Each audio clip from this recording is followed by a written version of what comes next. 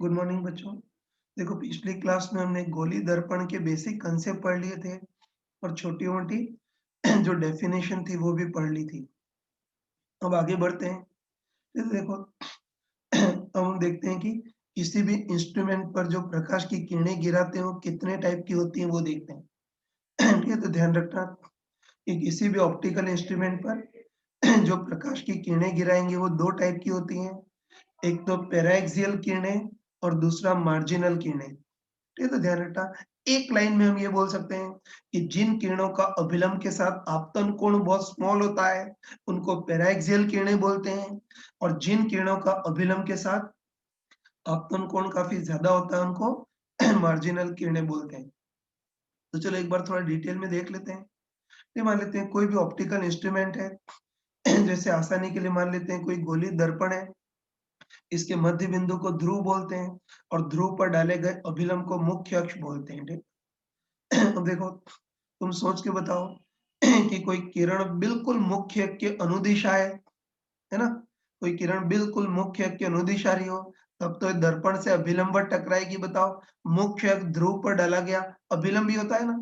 बताओ, कोई किरण बिल्कुल मुख्य के अनुदिशा है, तब तो दर्पण से अभिलंब टकराएगी।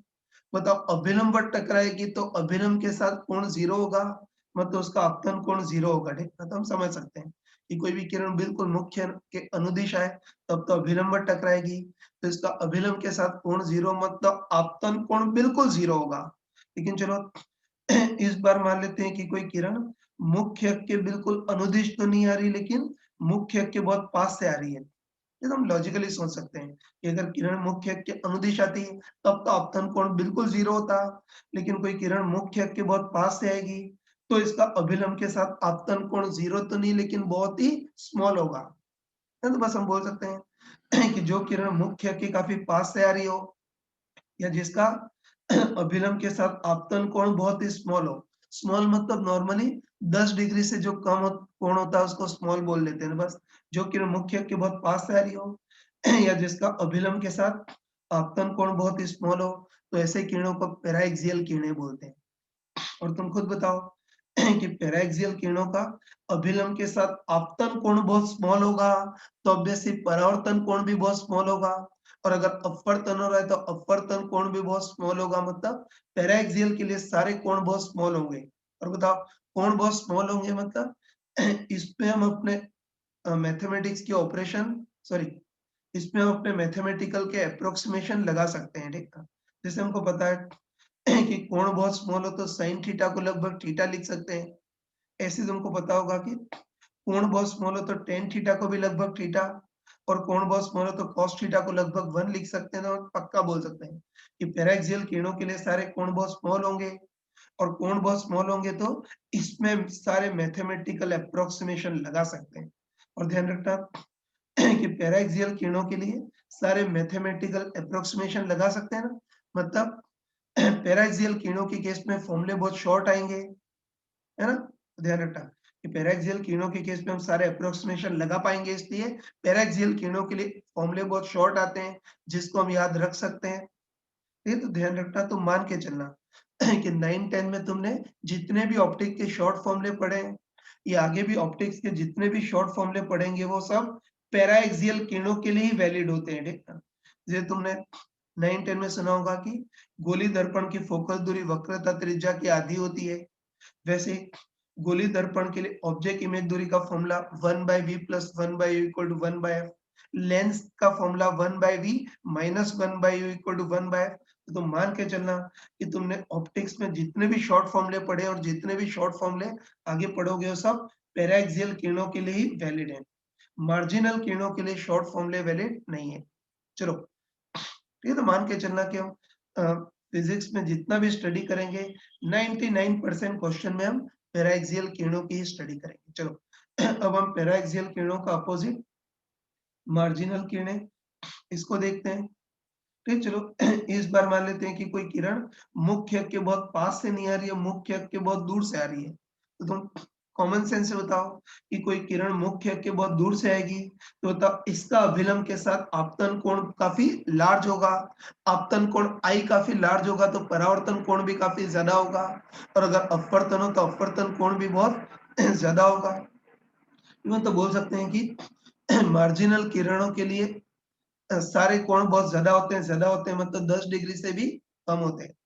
इस बात ध्यान रखना कि जो किरणें मुख्य अक्ष के बहुत दूर से आ रही हो या जिनका आपतन कोण काफी ज्यादा हो, इस टाइप की किरणों को मार्जिनल किरणें बोलते हैं। और हमको अच्छे पता है कि मार्जिनल किरणों के लिए सारे कोण बहुत लार्ज होंगे ना, कोण बहुत लार्ज होंगे मतलब इसमें मैथमेटिक्स के अप्रोक्सीमेशन नहीं लगा सकते, उसमें साइन थीटा को थीटा नहीं लिख सकते, कॉस थीटा को लगभग 1 नहीं लिख सकते। तो ध्यान रखना कि मार्जिनल किरणों के लिए सारे कोण बहुत ज्यादा होते हैं, मतलब इसमें मैथमेटिकल अप्रोक्सीमेशन नहीं लगा सकते हैं। इससे इसमें फॉर्मूले शॉर्ट नहीं बनेंगे, इसमें फॉर्मूले बहुत लेंथी बनेंगे, और इतने लेंथी फॉर्मूले को याद रखना संभव नहीं होता है। ठीक है, ये तो तुम मान के चलना कि अ, ये ध्यान रखना कि ऑप्टिक्स में जितने भी शॉर्ट फॉर्मूले हो सब पैराक्सियल किरणों के लिए वैलिड है, मार्जिनल किरणों के लिए वैलिड नहीं है। जैसे गोली दर्पण की फोकस दूरी r/2 होती है, भी पैराक्सियल के लिए वैलिड है, मार्जिनल किरणों के लिए वैलिड नहीं है। दर्पण के लिए ऑब्जेक्ट इमेज दूरी का फॉर्मूला 1/v + 1/u = 1/f, ये भी पैराक्सियल के लिए वैलिड है, मार्जिनल के लिए वैलिड नहीं है ना? तो बस तुम मान के चलना कि ऑप्टिक्स में जितने भी शॉर्ट फॉर्मूले हो पैराक्सियल किरणों के लिए वैलिड होते हैं, मार्जिनल किरणों के लिए शॉर्ट फॉर्मूले वैलिड नहीं होते हैं। ये तो ध्यान रखना कि हम जितने भी क्वेश्चन करेंगे है ना, पूरी ऑप्टिक्स में हम 99% क्वेश्चन में तो पैराक्सियल किरणों की स्टडी करेंगे, लेकिन एक आधे क्वेश्चन कुछ ऐसे होते हैं जिसमें मार्जिनल किरणों का यूज होता है। और ध्यान रखना कि मार्जिनल किरणों के लिए ऑप्टिक के शॉर्ट फॉर्मूले वैलिड नहीं है। ध्यान रखना कि अगर कभी भी किरणें मार्जिनल हो तो फिर हम केवल बेसिक एलिमेंट्री फॉर्मूला लगा सकते हैं। जैसे अगर कभी भी परावर्तन हो रहा है तो उसमें बस परावर्तन का एलिमेंट्री फॉर्मूला I = R, बस इतना ही लगा सकते हैं। उसके जो हायर ऑर्डर के फॉर्मूले है वो नहीं लगा सकते। और ऐसी मार्जिनल किरणों का अपवर्तन हो तो उसमें अपवर्तन का बेसिक फॉर्मूला स्नेल का नियम N1 sin I = N2 sin R, यही लगा सकते हैं। तो याद रखना कि बदकिस्मती से अगर किरणें मार्जिनल हो तो फिर जितने भी शॉर्ट फॉर्मूले वो वैलिड नहीं है। मार्जिनल किरणें अगर कभी भी हो तो बस उसमें बस एलिमेंट्री फॉर्मूले ही वैलिड है। परावर्तन हो तो केवल I = R लगा सकते हैं, और अपवर्तन हो तो N1 sin I = N2 sin R, यही लगा सकते हैं। ये तो आगे बताऊंगा नहीं। अब मान के चलना कि पूरी ऑप्टिक्स में अधिकतर क्वेश्चन में हम बस पैराक्सियल किरणों की ही स्टडी करेंगे, बोलने की जरूरत नहीं पड़ती। हाँ बच्चों देखो, हमने अभी पैराक्सियल और मार्जिनल किरणें पढ़ ली, और हमको अच्छे पता है कि हम पूरी ऑप्टिक्स में केवल पैराक्सियल किरणों की ही स्टडी करेंगे, वो ध्यान रखना है। अब आगे बढ़ते हैं। ये देखो पिछली क्लास में हमने गोली दर्पण की फोकस दूरी पढ़ ली थी। अब हम देखते हैं कि गोली दर्पण की फोकस दूरी और उसकी वक्रता त्रिज्या में क्या रिलेशन होता है वो देखते हैं। वैसे तुमने 9-10 में सभी ने सुना होगा कि गोली दर्पण की जो फोकस दूरी होती है वो वक्रता त्रिज्या की आधी होती है। लेकिन एक बार गोली दर्पण की फोकस दूरी और वक्रता त्रिज्या में जो रिलेशन है उसको एक बार डिराइव कर लेते हैं। ठीक, ध्यान से देखना। तो चलो इस बार मान लेते हैं कोई गोली दर्पण है, जैसे आसानी के लिए मान लेते हैं अवतल दर्पण है। वैसे उत्तल दर्पण हो तब भी आंसर वही आएगा, लेकिन चित्र इतना सुंदर नहीं बनता है। ठीक, चलो मान लेते हैं कोई गोली दर्पण है, जैसे अवतल दर्पण है, और इसकी वक्रता त्रिज्या r मान लेते हैं। ठीक, तो बस हमको देखना है कि इस गोली दर्पण की फोकस दूरी कितनी होगी वो देखना है। तो उसके लिए हम फोकस की डेफिनेशन यूज करेंगे ना, मतलब हम क्या करते हैं कि दर्पण पर जबरदस्ती समानांतर किरणें गिराते हैं, और ये समानांतर किरणें परावर्तन के बाद जहां मिलेगी उसी को फोकस बिंदु बोल देंगे, और फोकस बिंदु की दर्पण के ध्रुव से जो दूरी होगी उसको फोकस दूरी बोल देंगे। नहीं उसके लिए समानांतर किरणें गिरानी है। तो चलो एक किरण तो ऐसी बनाते हैं जो बिल्कुल मुख्य के अनुदिश ही आ रही है, और दूसरी किरण ऐसी बनाते हैं जो मुख्य के समानांतर आ रही है। ठीक है, तो तुम बताओ ये किरण मुख्य अक्ष के अनुदिश आ रही है ना, तो हमको पता है कि मुख्य अक्ष तो ध्रुव पर डाला गया अभिलंब, मुख्य अक्ष तो ध्रुव पर डाला गया अभिलंब होता है ना। तो बताओ ये किरण मुख्य अक्ष के अनुदिश आ रही है, मतलब दर्पण से अभिलंब टकराएगी, तो अभिलंब टकराएगी तो परावर्तन के बाद बिल्कुल अभिलंबत ही लौट जाएगी, मतलब ये किरण तो बिल्कुल उल्टे मुंह लौट जाएगी। और चलो दूसरी किरण ऐसी बनाते हैं जो मुख्य के समानांतर आ रही है। ये तो हमको अच्छे पता है। ये किरण मुख्य के समानांतर आ रही है ना, तो बस ये किरण अभिलंब से जितने कोण पर आएगी उतने ही कोण पर परावर्तित हो जाएगी। तो बस ये किरण किधर जाएगी उसके लिए हमको अभिलंब बनाना है। सॉरी बच्चों, बीच में थोड़ा डिस्टर्बेंस था। एंड तो फोकस दूरी निकालने के लिए इस दर्पण पर समानांतर किरणें गिराते हैं। तो एक किरण तो ऐसी गिराते हैं जो मुख्य के अनुदिश आ रही है, तो अभिलंब पर टकराएगी तो अभिलंबित ही लौट जाएगी, मतलब उल्टे मुंह लौट जाएगी। और एक किरण ऐसी गिराते हैं जो मुख्य के समानांतर है, तो ये किरण अभिलंब से जितने कोण पर आएगी उतने ही कोण पर परावर्तित होगी। तो ये किरण किधर जाएगी उसके लिए हमको इस बिंदु पर अभिलंब बनाना होगा। ये तो हमको अच्छे पता है कि एक गोली दर्पण है, इससे जो भी अभिलंब होगा वो वक्रता केंद्र से ही गुजरेगा ना, है ना। हमको पता है कि गोले में तुम कहीं भी अभिलंब बनाओ, गोले में जो अभिलंब होगा वो हमेशा त्रिज्यीय होगा, मतलब वक्रता केंद्र से ही गुजरेगा। है ना, बोल सकते हैं कि गोली सतह है। ये बोल सकते हैं गोली सतह है तो जो अभिलंब होगा वो वक्रता केंद्र से गुजरेगा। तो बस वक्रता केंद्र को मिलाने वाली लाइन ही अभिलंब होगी। तो बस तुम आराम से बताओ कि अब ये किरण अभिलंब से आई कोण पर आएगी, तो अभिलंब से आई कोण पर ही परावर्तित हो जाएगी। बस मुख्य अक्ष वाली किरण तो उल्टे मुंह लौट जाएगी, और जो किरण मुख्य के समानांतर आ रही थी वो अभिलंब से आई कोण पर आएगी, तो आई कोण पर ही परावर्तित हो जाएगी। तो तुम बताओ ना, तुम बताओ कि समानांतर आपतित किरणें परावर्तन के बाद यहाँ मिल रही है ना, तो हमको पता है कि समानांतर आपतित किरण परावर्तन के बाद जहाँ मिले उसी को फोकस बिंदु बोल देंगे। तो समानांतर आपतित किरणें परावर्तन के बाद यहाँ मिल रही है तो उसको फोकस बिंदु बोल देंगे। और फोकस बिंदु की दर्पण के ध्रुव से जो दूरी होगी उसको फोकस दूरी बोल देंगे। तो बस हमको ये फोकस दूरी कितनी होगी वो देखना है। ये तो उसके लिए हमको ये वाली दूरी देखनी है। चलो इतना तुम समझते हो कि बताओ ये गोले गोली दर्पण है ना, और ये गोले का केंद्र या वक्रता केंद्र है। तो तुम बताओ कि गोली सतह की वक्रता त्रिज्या r है, तो केंद्र से परिधि तक की दूरी ये भी r होगी, और ये भी केंद्र से परिधि तक की दूरी r ही होगी, ठीक है ना। वक्रता केंद्र और ये परिधि वाला बिंदु है, तो केंद्र से परिधि तक की ये दूरी भी r ही होगी, और केंद्र से परिधि तक की ये भी दूरी r ही होगी, ठीक है। अब r में से अगर ये दूरी निकाल लें तो फिर फोकस दूरी भी हम निकल जाएगी ना। तो बस हमको देखना है ये वाली दूरी कितनी होगी वो देखना है। तो उसके लिए थोड़ी ज्योमेट्री लगा सकते हो। उसके लिए क्या करते हैं कि फोकस बिंदु से इस पर अभिलंब डालते हैं, है ना, फोकस बिंदु से इस पे लंब डालते हैं। तो बस अब तुम देखते ही बताओ कि फोकस बिंदु से इस लाइन पर लंब डालें तो बताओ ये त्रिभुज और ये त्रिभुज दोनों सर्वांग सम होंगे या नहीं होंगे। इनमें तीन चीजें बराबर है। बताओ, ये भुजा दोनों में कॉमन है, उसके बाद ये कोण 90 डिग्री, ये भी 90 डिग्री, और बताओ ये कोण आई है तो ये भी एकांतर कोण आई होगा। ये तो बस साफ साफ देख सकते हैं, इन दोनों त्रिभुजों में तीन चीजें बराबर है ना।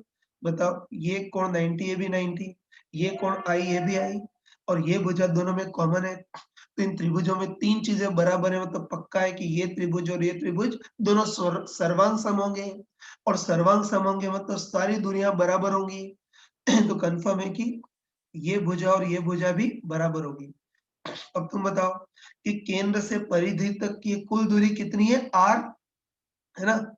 केंद्र से परिधि तक की कुल दूरी r है, तो बताओ ये दोनों दूरियां आधी आधी होंगी, मतलब ये भी r/2 और ये भी r/2। ठीक है, हम कह सकते हैं कि केंद्र से परिधि तक की कुल दूरी r है, तो ये दोनों दूरियां आधी आधी मतलब r/2 और ये भी r/2। तो बस अब बताओ इस त्रिभुज में इस त्रिभुज को देखना, इस त्रिभुज में आधार r/2 है, ये कोण I है, तो कर्ण तो ज्यादा होगा ना। तो बताओ, तुम देखते बताओ कि इस त्रिभुज में आधार r/2 है, कोण I है, तो कर्ण तो ज्यादा होगा, इससे r/2 cos I नहीं r/2 sec I होगा, है ना। या तुम चाहो तो छोटे बच्चों टाइप से लिख भी सकते हो कि आधार और कर्ण को कौन रिलेट करता है, cos थीटा, तो cos थीटा की जगह I बराबर आधार बटे कर्ण, तो आधार का काम तो r/2, अपन कर्ण हमको निकालना है। बस इसको इधर और इसको इधर ट्रांसफर करेंगे तो कर्ण कितना आ जाएगा? ये कर्ण कितना आ जाएगा? r by 2 upon cos i। ये इसको ऊपर ले आएंगे तो r by 2 sec i।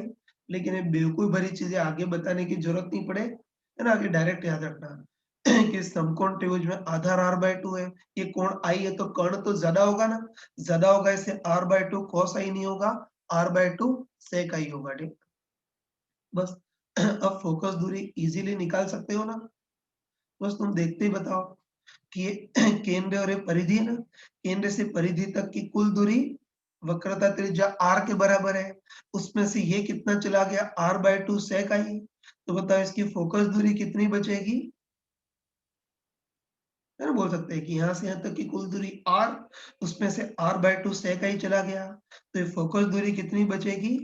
r minus r by 2 sec i, है ना? तो बस इस टाइप से बोल सकते हैं कि इस गोली दर्पण के लिए फोकस दूरी कितनी होती है? r minus r by 2 sec i। तो ध्यान रखना अभी हमने कोई अप्रोक्सीमेशन नहीं लगाया है ना? ध्यान रखना कि अभी हमने कोई भी अप्रोक्सीमेशन नहीं लगाया, बिल्कुल एग्जैक्ट किया है ना? तो ध्यान रखना कि गोली दर्पण की फोकस दूरी का एग्जैक्ट फॉर्मूला तो r r minus r by 2 sec i होता है। तो इसको आगे याद रखना, ध्यान रखना कि एग्जाम में इतनी सारी कैलकुलेशन करने का टाइम नहीं है, आगे इसको रिजल्ट की फॉर्म में याद रखना। ये तो अच्छे ध्यान रखना कि किसी भी गोली दर्पण की फोकस दूरी का, है ना, गोली दर्पण की फोकस दूरी का एग्जैक्ट फॉर्मूला तो r minus r by 2 sec i होता है। लेकिन चलो अब हम स्पेशली पैराएक्सियल किरणों की बात करते हैं।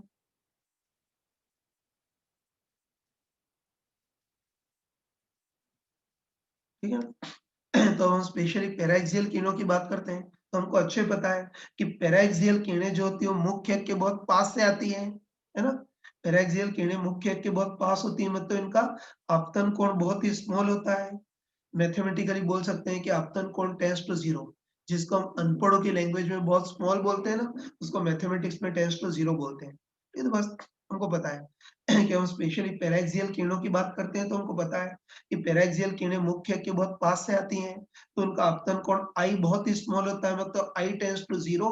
और तुम बताओ कि आई टेंड्स टू जीरो रखेंगे तो cos i tends to one, है ना? हमको पता है कि आई टेंड्स टू जीरो रखेंगे तो, है ना, आई टेंड्स टू जीरो पे cos आई वन, तो sec आई भी लगभग वन हो गया, और ये वन हो गया। बताओ अब इस गोली दर्पण की फोकस दूरी लगभग कितनी आ गई? r माइनस r by 2, मतलब r by 2 आ गई। इसको मैं सिस्टमेटिक लिख देता हूँ, ये लिख देता हूँ वही कि गोली दर्पण की फोकस दूरी का exact formula r minus r by 2 sec i होता है। पैराक्सियल किरणों के लिए आपतन कोण बहुत ही स्मॉल होता है, मतलब i टेंड्स टू जीरो होगा। i टेंड्स टू जीरो रखेंगे तो cos i tends to one, तो sec i भी टेंड्स टू वन। तो बताओ अब इसकी फोकस दूरी लगभग r माइनस r by 2, मतलब r by 2 हो गई, है ना? बस तुम मान के चलना कि आगे हम अधिकतर क्वेश्चन में पैराक्सियल किरणों की बात करेंगे, और हम पक्का बोल सकते हैं कि किरणें अगर पैराक्सियल हो तब तो गोली दर्पण की फोकस दूरी r by 2 होगी, मतलब गोली दर्पण की फोकस दूरी वक्रता त्रिज्या की आधी होगी। ये 9-10 में तुमने सुना होगा, लेकिन यहाँ हमने मैथमेटिकली देख भी लिया। अब तुम मान के चलना कि जितने भी क्वेश्चन करेंगे 99% क्वेश्चन में तो पैराक्सियल किरणों की स्टडी करेंगे, तो उनके लिए तो फोकस दूरी सिंपली वक्रता त्रिज्या की आधी होगी, मतलब r by 2 ही होगी। लेकिन अगर कोई मार्जिनल किरण हो जिसका आपतन कोण काफी ज्यादा हो, तो फिर फोकस दूरी r by 2 नहीं होगी, तब फोकस दूरी r by 2 से भी कम होगी, और कितनी होगी?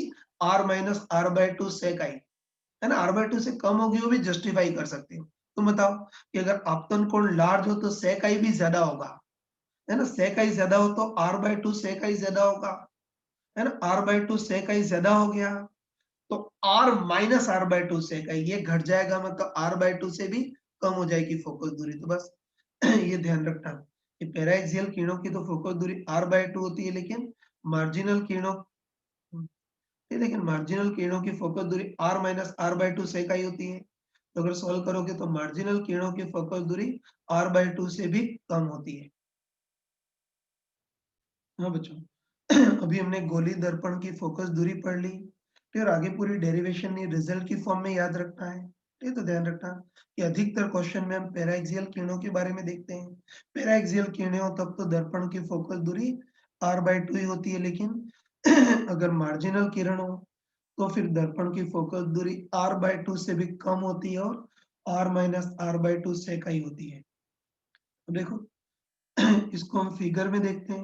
हाँ बच्चों, एक चीज बताना भूल गया कि गोली दर्पण वाला फॉर्मूला हमने अवतल दर्पण के लिए प्रूव किया है, लेकिन उत्तल दर्पण के लिए भी ये वैलिड होता है ना? चलो अब इसमें एक चित्र देखते हैं। तो चलो मान लेते हैं कोई गोली दर्पण है। जैसे कोई गोली अवतल दर्पण है, इस पर समानांतर किरणें गिरा रहे हैं। और चलो पहले केस में मान लेते हैं कि जो किरणें हैं वो मुख्य अक्ष के बहुत पास-पास है, मतलब पैराक्सियल किरणें हैं। ये तो हमको अच्छे पता है कि जितनी भी पैराक्सियल किरणें होंगी उनकी तो फोकस दूरी r/2 ही होगी। मतलब बोल सकते हैं कि जितनी भी पैराक्सियल किरणें वो सब तो एक ही बिंदु पर फोकस होंगी, है ना? तो ये सारे पैराक्सियल किरणों की तो फोकस दूरी बराबर होती है, r/2 ही होती है, इसलिए सारी पैराक्सियल किरणें तो एक ही बिंदु पर फोकस होंगी। मतलब पैराक्सियल किरणों का फोकस बहुत शार्प बनेगा, या अगर ऑब्जेक्ट की इमेज बनानी है तो इनकी इमेज भी बिल्कुल शार्प बनेगी, क्योंकि सारी किरणें एक ही बिंदु पर मिलेंगी। लेकिन मार्जिनल किरणों की बात करते हैं, तो हमको पता है कि मार्जिनल किरणों की फोकस दूरी कांस्टेंट नहीं रहेगी। मार्जिनल किरणों की तो फोकस दूरी आपतन कोण आई पर निर्भर करती है ना। तो हमको अच्छे पता है कि मार्जिनल किरणों की फोकस दूरी r इक्वल, ये मार्जिनल किरणों की फोकस दूरी f equal to r minus r/2 sec i होती है ना। मतलब मार्जिनल किरणों की फोकस दूरी कांस्टेंट नहीं रहेगी, वो तो आपतन कोण आई पर निर्भर करेगी, है ना? बस बोल सकते हैं कि कोई सी मार्जिनल किरण है तो उसकी फोकस दूरी r/2 से भी कम होगी, मतलब r/2 से भी कम दूरी पर फोकसित होगी। फिर जो किरण मुख्य अक्ष के और दूर से आ रही है उसका आपतन कोण और ज्यादा होगा। आपतन कोण और ज्यादा होगा तो सेकाई भी और ज्यादा होगा, तो फोकस दूरी r/2 से और कम होगी। तो हम बोल सकते हैं कि कोई किरण जितनी ज्यादा मार्जिनल होगी उसका आपतन कोण उतना ही ज्यादा होगा, मतलब फोकस दूरी r/2 से और कम होगी, है ना? तो इससे हम पक्का बोल सकते हैं कि मार्जिनल, है ना, सारी मार्जिनल किरणें एक ही बिंदु पर फोकस नहीं होती हैं, अलग-अलग बिंदु पर फोकस होती हैं। मतलब मार्जिनल किरणों का फोकस शार्प नहीं बनता है। ये तो बस हम बोल सकते हैं यार। हम कॉन्फिडेंटली बोल सकते हैं कि सारे पैराक्सियल किरणों का तो फोकस बिल्कुल, सॉरी, सारी पैराक्सियल किरणें तो एक ही बिंदु पर फोकसित होती हैं। तो पैराक्सियल बिंदु किरणों का तो फोकस बहुत शार्प बनता है, या अगर इमेज बनेगी तो भी शार्प बनेगी, लेकिन मार्जिनल किरणों का फोकस एक ही बिंदु पर नहीं बनता, अलग-अलग बिंदुओं पर बनता है, मतलब मार्जिनल किरणों का फोकस शार्प नहीं बनेगा। इससे मार्जिनल किरणों से अगर इमेज बनानी है तो वो भी शार्प नहीं बन पाएगी, बहुत धुंधली बनती है। और बस ये जो समस्या होती है इसको गोली विपथन बोलते हैं, या स्फेरिकल एबेरेशन बोलते हैं। ये तो मैंने प्रॉपर शब्दों में लिख दिया है कि सारी पैराक्सियल किरणें एक ही बिंदु पर फोकसित होती हैं, लेकिन सारी मार्जिनल किरणें एक ही बिंदु पर फोकसित नहीं होती, अलग-अलग बिंदुओं पर फोकसित होती हैं। इससे मार्जिनल किरणों का फोकस शार्प नहीं बनेगा। तो अगर ऑब्जेक्ट की इमेज बनानी है तो मार्जिनल किरणों की जो इमेज है वो भी शार्प नहीं बन पाती है। तो इमेज बहुत धुंधली बन पाती है, तो ये प्रैक्टिकल प्रॉब्लम होती है। तो इस प्रैक्टिकल प्रॉब्लम को गोली विपथन या स्फेरिकल एबरेशन बोलते हैं। बस एक बार देखते हैं कि इस गोली विपथन को दूर कैसे किया जा सकता है, वो देखते हैं। ध्यान रखना तुम कि गोली विपतन को दूर करने के 2 तरीके हैं, है ना? गोली विपतन या स्फेरिकल एबेरेशन को दूर करने के 2 तरीके हैं। ये तो पहला तरीका तो मूर्खों का तरीका है। ये तो पहला तरीका ये है कि तुम ऐसे दर्पण यूज़ करो जिसकी वक्रता त्रिज्या काफ़ी ज़्यादा हो और द्वारक बहुत छोटा हो। जैसे तुम बताओ, जैसे कोई गोली अवतल दर्पण है उस पर समानांतर किरणें गिरा रही है। हाँ, तो जो मुख्य अक्ष के पास-पास वाली किरणें होती हैं वो पैराक्सियल किरणें हैं, और मुख्य अक्ष के दूर-दूर वाली जो किरणें होती हैं उसको मार्जिनल किरणें बोलते हैं। ठीक है, तो हम गोली विपतन को रोकना चाहते हैं तो उसके लिए हम क्या करते हैं कि मूर्खों टाइप से ऐसा दर्पण यूज़ करते हैं जिसका द्वारक छोटा हो। बस तुम बताओ, ये द्वारक छोटा हो मतलब ये दूर वाले भाग को तो हमने हटा ही दिया है। ठीक है, तो ऐसा दर्पण यूज़ करते हैं इसका द्वारक काफ़ी छोटा हो, बस तुम बताओ कि द्वारक अगर काफी छोटा होगा तब तो केवल पैराएक्सियल किरणें ही टकरा पाएंगी। मार्जिनल किरणें जहां से टकरा रही थी उस भाग को तो हमने हटा ही दिया है ना? तो अब इस पर जो भी किरणें गिरेंगी वो पैराएक्सियल किरणें गिरेंगी और साथ में उसकी वक्रता त्रिज्या भी ज्यादा होनी चाहिए।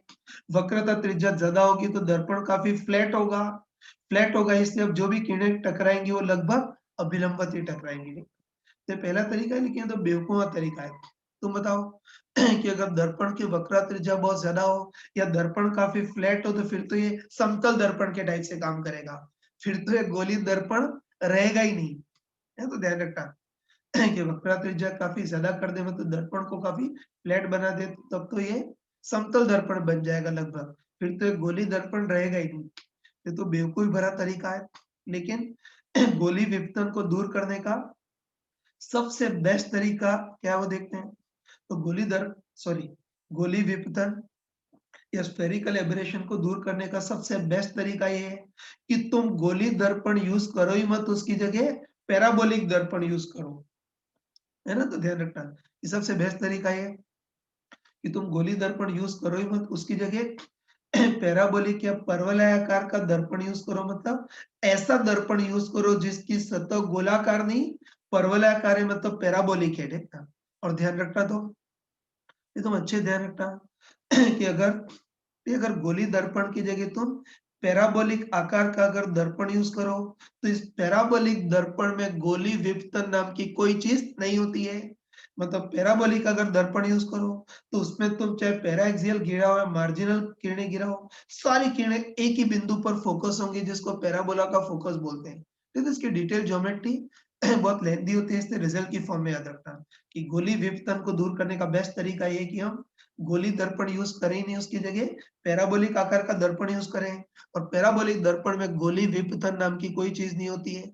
इस पर तुम पैराएक्सियल किरणें गिराओ या मार्जिनल किरणें गिराओ, सारी किरणें शार्पली एक ही बिंदु पर फोकस होती है ना? तो बेस्ट ये कि गोली की जगह पैराबोलिक दर्पण यूज करो। अब कई बच्चे सोचते हैं कि पैराबोलिक दर्पण ही बेस्ट है तो फिर हम मूर्खों टाइप से गोली दर्पण को क्यों स्टडी कर रहे हैं? पैराबोलिक दर्पण को ही स्टडी कर लेना। तो ध्यान रखना कि पैराबोलिक दर्पण बेस्ट तो होता है लेकिन उसको सॉल्व करने के लिए बहुत कॉम्प्लिकेटेड मैथमेटिक्स लगानी होती है जो अपने 12 जेईई या मेडिकल लेवल पर हम नहीं लगा सकते। इसलिए हम इस पूरे चैप्टर में गोली दर्पण को स्टडी करेंगे लेकिन गोली विपतन को दूर करने के लिए गोली की जगह पैराबोलिक दर्पण सबसे बेस्ट रहता है। इसीलिए ध्यान रखना है ना, इसीलिए ध्यान रखना कि गोली दर्पण के जो प्रैक्टिकल यूज होते हैं उसमें गोली की जगह पैराबोलिक दर्पण यूज होता है। ठीक है? जैसे सोलर कुकर है ना, होता है जो सौर कुकर होता है या जो सोलर कुकर होता है उसमें भी पैराबोलिक दर्पण यूज करते हैं। ठीक है? ठीक है? तो देखो सोलर कुकर कैसे वर्क करता है तुमने छोटी क्लासेस में 10वीं क्लास में पढ़ा होगा। ठीक है? तो उसके लिए हम क्या करते हैं कि बड़े आकार का कोई वक्राकार दर्पण लेते हैं, है ना? उस पर सूर्य की किरणें गिराई जाती है ना, सूर्य की किरणों के रास्ते में इसको रख देते हैं तो उस पर सूर्य की समानांतर किरणें गिरेंगी और ये सारी किरणें कहाँ मिलेंगी? फोकस पर मिलेंगी। तो फोकस पर अपना कुकर रख देते हैं जिसमें चावल दाल जो भी रखनी है उसको फोकस पे रख देते हैं। तो बस ये जो गोली दर्पण है वो सूर्य की सारी किरणों को फोकस पर मिलाएगा। फिर बस फोकस पर बहुत ज्यादा किरणें गिरेंगी, बहुत ज्यादा किरणें गिरेंगी तो कुकर बहुत ज्यादा गर्म हो जाएगा और उसके कारण चावल दाल ये सब बॉईल हो जाते हैं। ठीक है? लेकिन तुम बताओ कि सोलर कुकर में अगर किसी ने गोली दर्पण का यूज किया है ना, सोलर कुकर में यदि गोली दर्पण का यूज किया तो बताओ जो किरणें पैराएक्सियल है ना, जो किरणें पैराएक्सियल है वो तो r/2 दूरी पर ही फोकसित होंगी, मतलब वो सारी किरणें तो कुकर पर ही फोकसित होंगी। लेकिन सूर्य की जो किरणें मार्जिनल है वो r/2 से पहले ही फोकसित हो जाएंगी। तो बताओ अब सूर्य की सारी किरणें इस कुकर पर नहीं गिर पाएंगी, है ना? ध्यान रखना कि गोली दर्पण यूज करें तो मार्जिनल किरणें तो r/2 से पहले ही फोकसित हो जाएंगी। तो इस बार सूर्य की सारी किरणें कुकर पर नहीं गिर पाएंगी, इसलिए सारी सौर ऊर्जा का यूज नहीं हो पाएगा। इसलिए ध्यान रखना कि सोलर कुकर में हम गोली दर्पण की जगह पैराबोलिक दर्पण का यूज करते हैं। मतलब ऐसा दर्पण यूज करते हैं जिसकी सतह गोलाकार की जगह परवलयाकार की हो। ठीक है? अब इस और इसमें भी जो अपना कुकर है उसको फोकस पे ही रखते हैं। तो बस सूर्य की किरणें इस पर भी गिरेंगी और हमको बताया कि गोली नहीं पैराबोलिक दर्पण है, इसलिए केवल पैराएक्सियल नहीं पैराएक्सियल मार्जिनल सारी किरणों को फोकस पर ही गिराएगा, मतलब सूर्य की सारी किरणें कुकर पर ही गिरेंगी। तो कुकर के अंदर का जो भी फूड मटेरियल है वो जल्दी कुक होगा, है ना? सूर्य की कोई भी किरण वेस्ट नहीं जाएगी। इससे सोलर कुकर में गोली दर्पण की जगह पैराबोलिक दर्पण का यूज़ करते हैं। ऐसे ही जो टॉर्च होती है ना? जो सर्च लाइट होती है, जो टॉर्च होती है, उसमें भी गोली की जगह पैराबोलिक दर्पण का यूज़ करते हैं, ठीक है? ये टॉर्च कैसे वर्क करती है वो भी देख सकते हो, है ना? टॉर्च कैसे वर्क करती है वो देख सकते हो। फिर तुम कॉमन सेंस से बताओ, ये बताओ समानांतर किरणें गिराएँगे तो फ़ोकस पर मिलेंगी और ऐसे अगर फ़ोकस से किरणें आ रही हो तो वो परावर्तन के बाद समानांतर हो जाएँगी, ठीक है ना? तो ये टॉर्च कैसे वर्क करती है उसको भी एक बार देख लेना। हुँ, ठीक है, ध्यान रखना कि टॉर्च में क्या करते हैं कि एक प्रकाश का कोई छोटा-सा स्रोत या छोटा-सा बल्ब रखते हैं, है ना? सॉरी, तो टॉर्च में क्या करते हैं, एक तो ऐसा अवतल दर्पण रखते हैं, टॉर्च के आगे-आगे ऐसा अवतल दर्पण होता है और उसके फ़ोकस पर हम प्रकाश का कोई छोटा-सा स्रोत या छोटा-सा बल्ब रख देते हैं, है ना? बस तुम बताओ कि स्रोत या बल्ब से प्रकाश की किरणें निकलेंगी, ये स्रोत या बल्ब से प्रकाश की किरणें निकलेंगी और तुम बताओ कि किरणें फ़ोकस से आ रही हैं तो परावर्तन के बाद मुख्य अक्ष के समानांतर हो जाएँगी, है ना? बोल सकते हैं ना कि अगर किरणें मुख्य अक्ष के समानांतर हो तो फ़ोकस पर मिलती है, तो उसका उल्टा ही बोल सकते हैं कि इस बार किरणें फ़ोकस से होकर के आ रही हैं तो परावर्तन के बाद समानांतर हो जाएँगी। लेकिन अगर है ना, अगर टॉर्च में अगर गोली अवतल सॉरी टॉर्च में अगर गोली दर्पण का यूज़ करें तो बताओ जो किरणें कम कोण पर है मतलब पैराक्सियल कोण सॉरी जो किरणें कम कोण पर टकरा रही है मतलब जो किरणें पैराक्सियल हैं, वो तो परावर्तन के बाद समानांतर हो जाएँगी।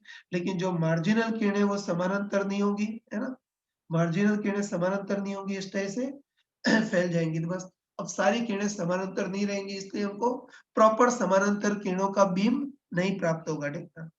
ठीक है? तो बस इस गोली विवर्तन को दूर करने के लिए नॉर्मली टॉर्च में गोली की जगह पैराबोलिक दर्पण का यूज़ होता है और अब ये जो स्रोत है या जो बल्ब है उसको पैराबोला के फोकस पर रखते हैं। तो बस इससे भी प्रकाश की किरणें निकलेंगी, है ना? इससे ही प्रकाश की किरणें निकलेंगी और हमको पता है इस बार गोली नहीं, परवलय आकार का दर्पण है, इसमें गोली विवर्तन नाम की कोई प्रॉब्लम नहीं है। इससे बताओ जो किरणें पैराक्सियल है, वो भी परावर्तन के बाद समानांतर हो जाएँगी और जो किरणें मार्जिनल है, वो भी समानांतर होंगी मतलब हमको बिल्कुल समानांतर किरणों की बीम मिलेगी। बस ये तुम्हारे बोर्ड में पूछा जाता है कि ये बोर्ड में और अपने एग्ज़ाम में भी पूछा जाता है कि सोलर कुकर या टॉर्च जो होती है, फिर उसमें गोली की जगह पैराबोलिक दर्पण का यूज़ क्यों होता है? तो बस एक लाइन का आंसर है कि गोली विपतन को दूर करने के लिए टॉर्च और सोलर कुकर में गोली की जगह पैराबोलिक दर्पण का यूज़ होता है। हाँ बच्चों, ये देखिए प्रॉपर किताबी शब्दों में इसका एक्सप्लेनेशन मैंने यहाँ लिख दिया है। चलो आगे बढ़ते हैं। अब हम इसका एक कैलकुलेशन का क्वेश्चन करते हैं। ध्यान से देखना। पहले क्वेश्चन बोल लेता हूँ।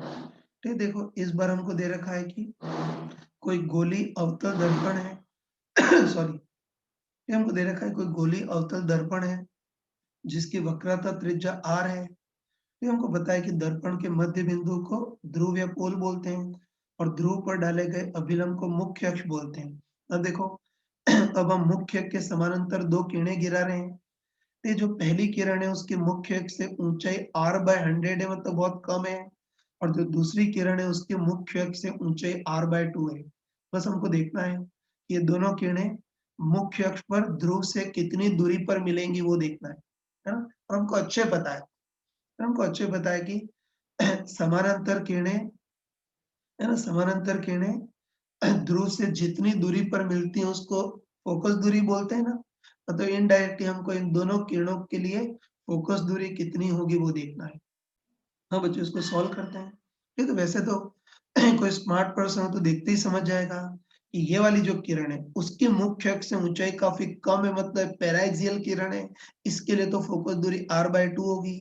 लेकिन ये जो किरण है उसके मुख्य अक्ष से ऊँचाई काफ़ी ज़्यादा है, कैपिटल R के कंपैरेबल है मतलब ये मार्जिनल किरण होगी।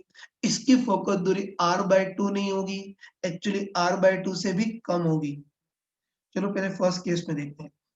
ये तो फर्स्ट केस में मुख्य अक्ष के समानांतर कोई किरण गिरा रहे हैं और इसमें समानांतर किरण के मुख्य अक्ष से ऊंचाई r/100 है तो आप देखते ही समझ सकते हैं ये बताओ इस किरण की तो मुख्य अक्ष से ऊंचाई काफी कम है, मतलब कैपिटल आर की तुलना में काफी कम है ना। बस इस किरण के मुख्य अक्ष से ऊंचाई काफी कम है, तो इसका अभिलंब के साथ आपतन कोण भी काफी स्मॉल होगा। और तुम बताओ कि आपतन कोण काफी स्मॉल है, मतलब ये किरण तो पैरा एक्सियल किरण होगी,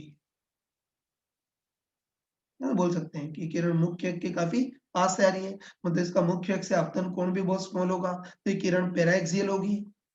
और हमको पता है कि पैरा एक्सियल किरण के लिए तो फोकस दूरी कितनी होती है, लगभग r/2।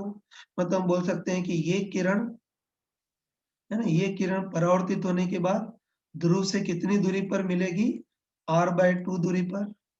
ये शक्ल देखते ही बता सकते हैं कि इसकी ऊंचाई काफी कम है, तो आपतन कोण भी बहुत स्मॉल होगा।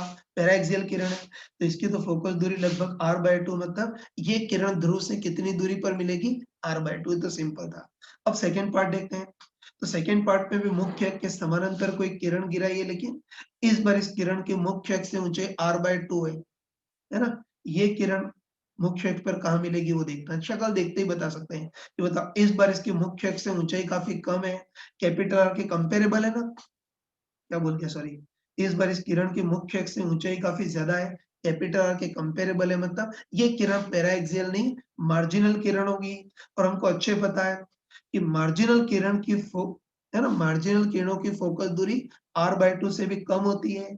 और साफ साफ दिख रहा है कि मार्जिनल किरण है, तो बताओ इस किरण के लिए फोकस दूरी कितनी होगी, r-r/2 sec i, सही है ना। तो इस किरण के लिए फोकस दूरी r-r/2 sec i होगी। तो बस इसकी फोकस दूरी के लिए मेनली आई देखता है, मतलब इस किरण का अभिलंब के साथ आपतन कोण देखना है। तो उसके लिए इस बिंदु पर हमको अभिलंब बनाना होगा। और हमको अच्छे पता है कि गोली दर्पण है, तो बताओ इस बार जो अभिलंब होगा वो केंद्र या वक्रता केंद्र से जरूर गुजरेगा, इसलिए केंद्र या वक्रता केंद्र को मिलाने वाली लाइन ही अभिलंब होगी। बस इस आपतित किरण का अभिलंब के साथ जो कोण होगा उसको आपतन कोण आई बोलेंगे। बस ये आपतन कोण कितना है वो देखना है। तो उसके लिए थोड़ी ज्योमेट्री लगा सकते हो ना। उसके लिए क्या करते हैं कि एक्चुअली इस बिंदु से इस पर ऐसा लंब डालते हैं, है ना। बस तुम आराम से बताओ कि समकोण त्रिभुज तुमको दिख रहा है ना। तो इस समकोण त्रिभुज में कोण आई है, लंब का काम कौन कर रहा है, r/2। और ये वाली दूरी कितनी होगी, वक्रता त्रिज्या r के बराबर। बताओ ना यार, ये केंद्र है और ये परिधि है, केंद्र से परिधि तक की दूरी कितनी होगी, त्रिज्या r के बराबर। तो ऐसे समकोण त्रिभुज में बताओ ये कोण आई हो, तो साइन आई इक्वल टू कितना होगा, लंब बटे कर्ण। लंब का काम तो r/2 अपन कर्ण का कार r, तो साइन आई हाफ हो गया, तो आई इक्वल टू 30 डिग्री। तो बोल सकते हैं कि किरण अभिलंब से 30 डिग्री कोण पर आ रही है ना। तो बस कंफर्म बोल सकते हैं कि किरण अभिलंब से 30 डिग्री कोण पर आ रही है। और हमको देखते ही पता है कि इस बार आपतन कोण 30 डिग्री है, मतलब बहुत स्मॉल नहीं है, इससे इसको पैराक्सियल तो बिल्कुल नहीं कह सकते थे, वो तो शक्ल देखते ही बता दिया। बस ये किरण अभिलंब से 30 डिग्री कोण पर आ रही है, तो अभिलंब से 30 डिग्री कोण पर ही परावर्तित होगी, यहाँ मिलेगी, है ना। समानांतर किरण जहाँ मिलेगी इसको फोकस, और इसकी ध्रुव से दूरी होगी उसको फोकस दूरी। लेकिन हमको डायरेक्ट पता है इस बार किरण मुख्य अक्ष के बहुत दूर से आ रही है, आपतन कोण बहुत ज्यादा है, तो पैराक्सियल नहीं मार्जिनल किरण होगी। और मार्जिनल किरण के लिए फोकस दूरी कितनी होती है, r-r/2 sec i। बस इस मार्जिनल किरण के लिए फोकस दूरी कितनी होगी बताओ, r-r/2 sec i की जगह 30। अब तुमको पता होगा कि cos 30 √3/2 होता है, तो sec 30 कितना हो जाएगा, 2/√3। ये क्या हो रहा है, ये cos 30 √3/2, तो sec 30 2 बाय, ये पेन में क्या हो रहा है, ये sec 30 2/√3 होगा। फिर 2 से 2 कैंसल, तो इसकी फोकस दूरी कितनी हो जाएगी, r-r/√3 हो जाएगी। ये 1/√3 निकाल सकते हैं ना यार, 1/√3 का मान निकाल सकते हैं। उसके लिए रेशनलाइज करो, √3 का गुणा और √3 का भाग लगाओ, ठीक है। तो बताओ कितना आ गया, √3/3। √3 होता है 1.732/3, इसका भाग लगाओगे तुम्हारे पास 0.58 आएगा, है ना। तो इसकी फोकस दूरी कितनी हो गई, r माइनस r/√3 को क्या बोल सकते हैं, 0.58 r। इसको सॉल्व करेंगे तो इसकी फोकस दूरी लगभग कितनी आ जाएगी 0.42 आर। तो आर बाई टू से कम है ना, तो मैंने पहले ही बताया था कि पैराक्सियल किरणों की फोकस दूरी आर बाई टू और मार्जिनल किरणों की फोकस दूरी आर बाई टू से भी कम होती है, आर बाई टू से भी कम दूरी पर फोकसित हो जाती है। तो भी इस टाइप के क्वेश्चन आए तो तुम इजीली इसको कर सकते हो। हाँ बच्चों देखो, गोली दर्पण में सारे बेसिक कंसेप्ट पढ़ लिए। अब हम गोली दर्पण द्वारा ऑब्जेक्ट की इमेज बनाना उसको देखते हैं। ठीक है, तो ध्यान रखना कि अगर गोली दर्पण से इमेज बन रही हो और इमेज की स्थिति देखनी हो, तो ध्यान रखना कि इमेज की स्थिति देखने के दो तरीके हैं।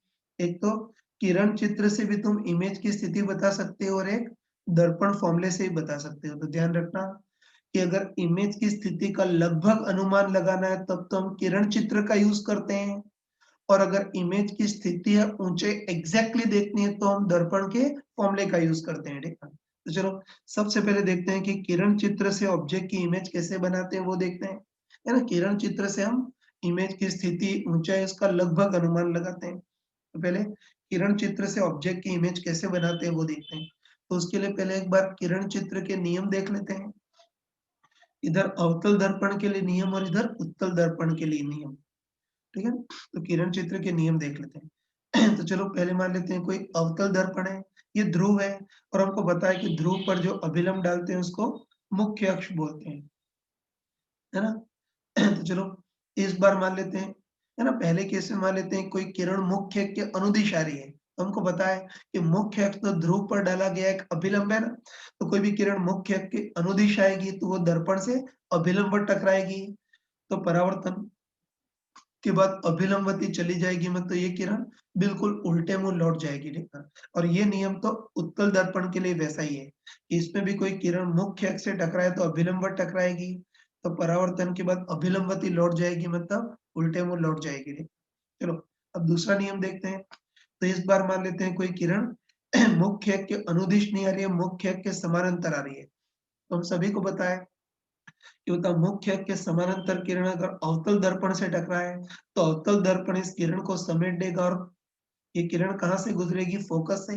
हमको पता है कि कोई भी किरण मुख्य अक्ष के समानांतर आए तो परावर्तन के बाद वो किरण इसके फोकस से होकर के गुजरेगी। अब चलो यही नियम उत्तल दर्पण के लिए देखते हैं। तो इस बार मान लेते हैं उत्तल दर्पण है ना, इसमें भी मुख्य अक्ष के समानांतर किसी किरण को भेजा है। तो हमको अच्छे पता है कि उत्तल दर्पण पर अगर समानांतर किरण गिराए तो ये जो उत्तल दर्पण है इस समानांतर किरण को फैला देगा, है ना, पता है कि उत्तल दर्पण पर समानांतर किरण गिरे हैं तो ये समानांतर किरणों को फैला देगा।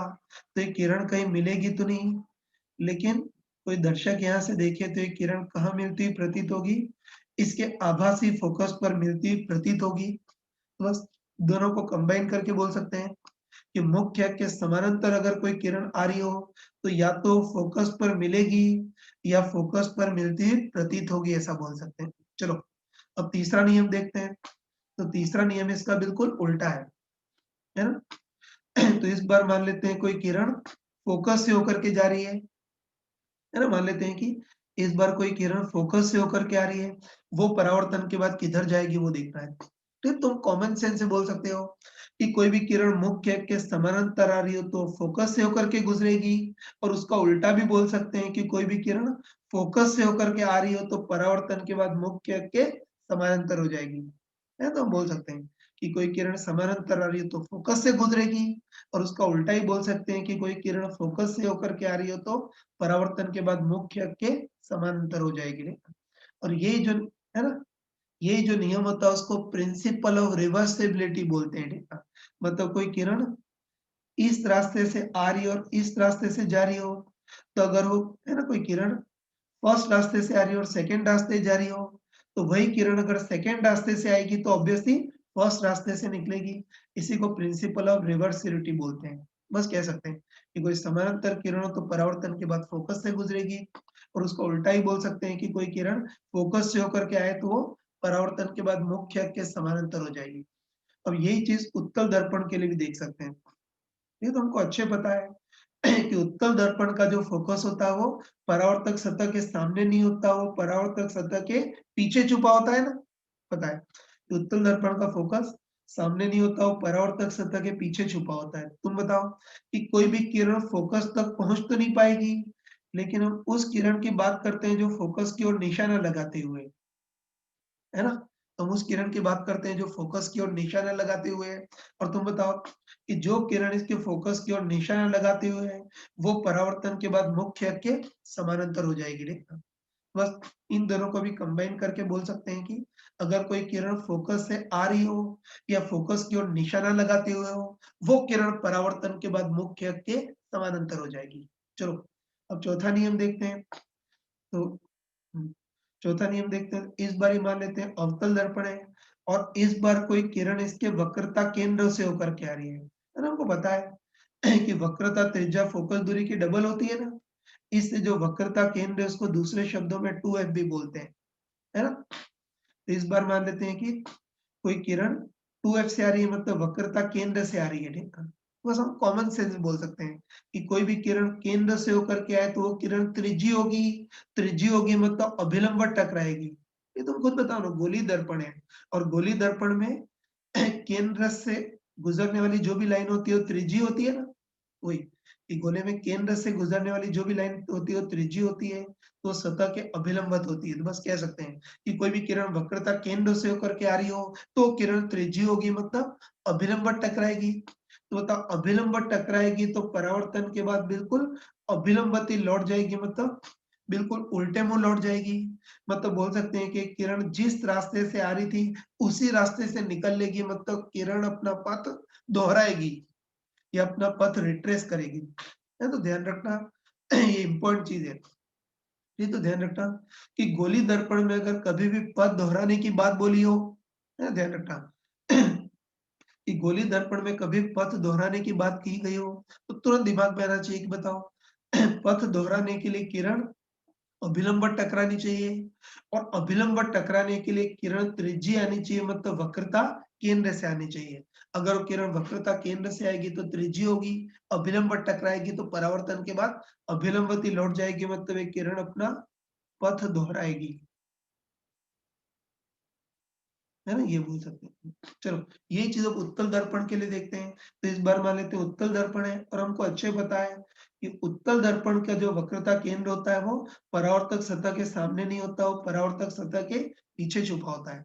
तो बताओ, कोई भी किरण इसके वक्रता केंद्र तक पहुँच तो नहीं पाएगी, लेकिन हम उस किरण की बात करते हैं जो इसके वक्रता केंद्र की ओर निशाना लगाते हुए।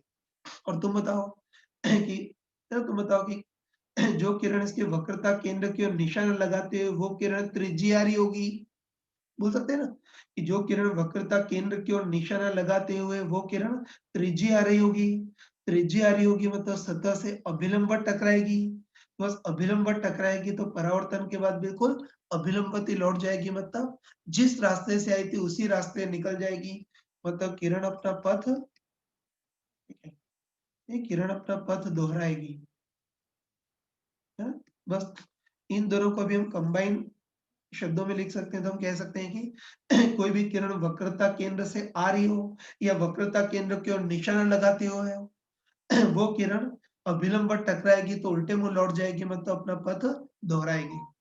चलो, अब लास्ट पांचवा नियम देख लेते हैं। चलो, इस बार मान लेते हैं कोई किरण इस दर्पण के ध्रुव से टकरा रही है।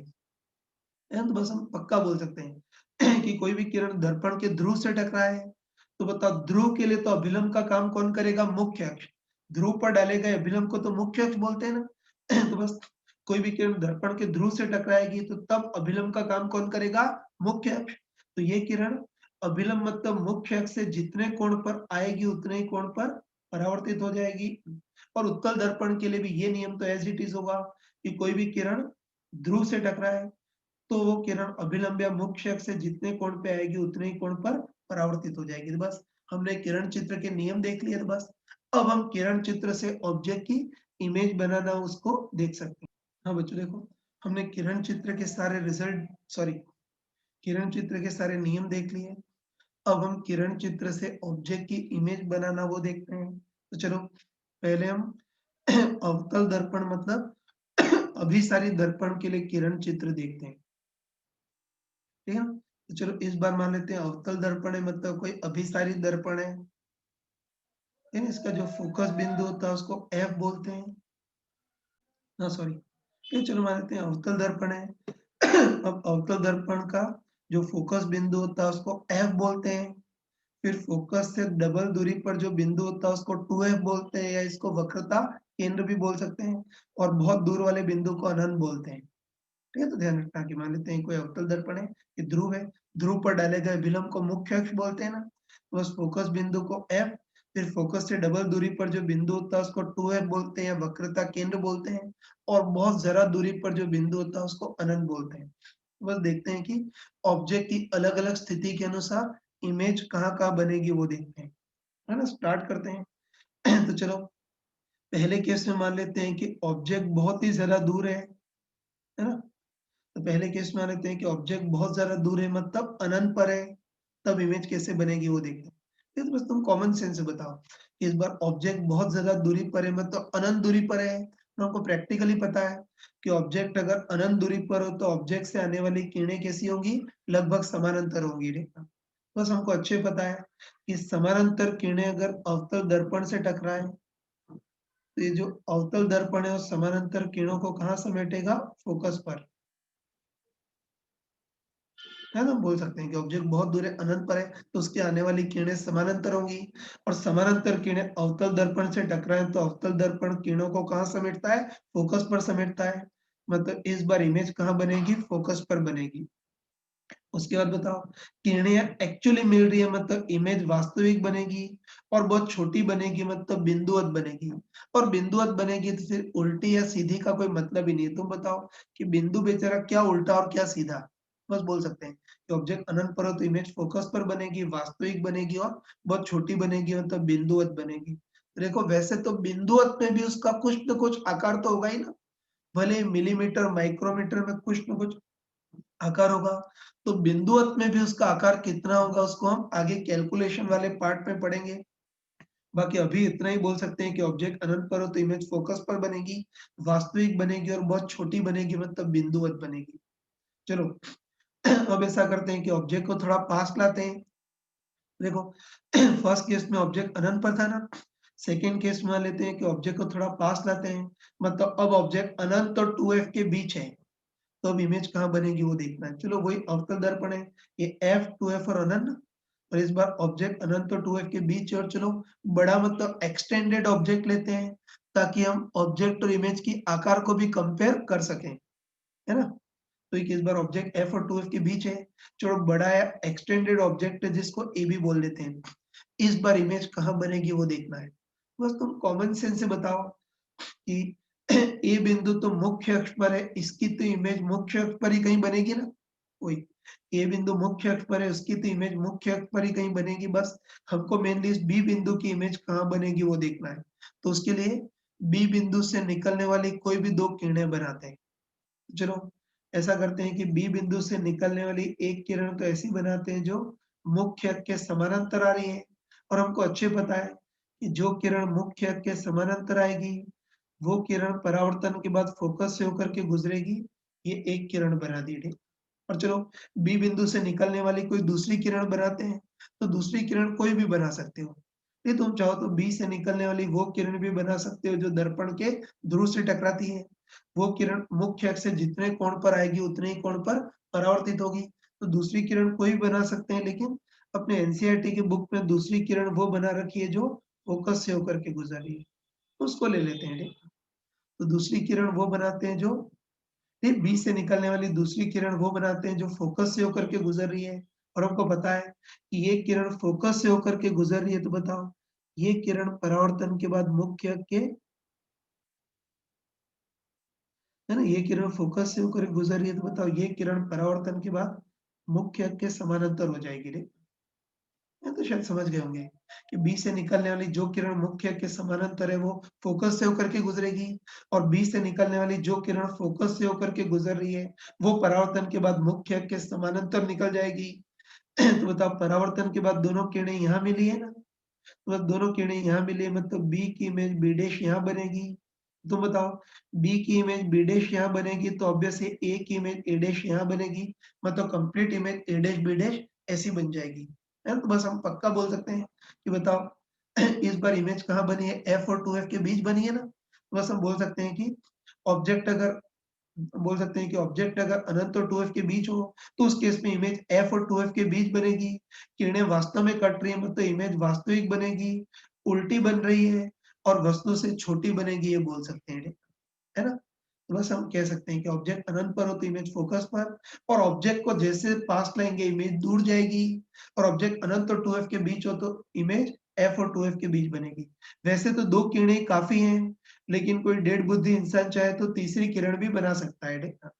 ये तुम चाहो तो ऑब्जेक्ट से निकलने वाली तीसरी किरण वो बनाओ जो दर्पण के ध्रुव से टकरा रही है और बताओ जो किरण दर्पण के ध्रुव से टकराएगी, वो किरण मुख्य अक्ष से जितने कोण पर आएगी उतने ही कोण पर परावर्तित होएगी तो तीसरी किरण भी यही मिलेगी। लेकिन मूर्खों टाइप से 3-3 किरणें बनाने की जरूरत नहीं है, 2 किरणें काफ़ी होती हैं। हाँ बच्चों, अब आगे बढ़ते हैं। अब चलो मान लेते हैं ऑब्जेक्ट को और पास ला रहे हैं और अब मान लेते हैं ऑब्जेक्ट 2F पर है ना? वही तो ऑब्जेक्ट को और पास लाते हैं। अब आप मान लेते हैं कि ऑब्जेक्ट 2F पर है या 2F को हम वक्रता केंद्र भी बोल सकते हैं ना? ये तो इस बार ऑब्जेक्ट 2F पर मतलब वक्रता केंद्र पर है देखना। इमेज कहाँ बनेगी वो देखना है। तब तो शायद तुमको आइडिया लग गया होगा कि ऑब्जेक्ट को और पास लाएँगे तो इमेज और दूर जाएगी और ऑब्जेक्ट 2F पर हो तो इमेज भी 2F पर ही बनेगी। लेकिन चलो मूर्खों टाइप से कर लेते हैं ठीक ना? ये चलो इस बार मान लेते हैं कि ऑब्जेक्ट 2F पर है और चलो बड़ा है एक्सटेंडेड ऑब्जेक्ट AB लेते हैं जो कि 2F पर है ठीक ना?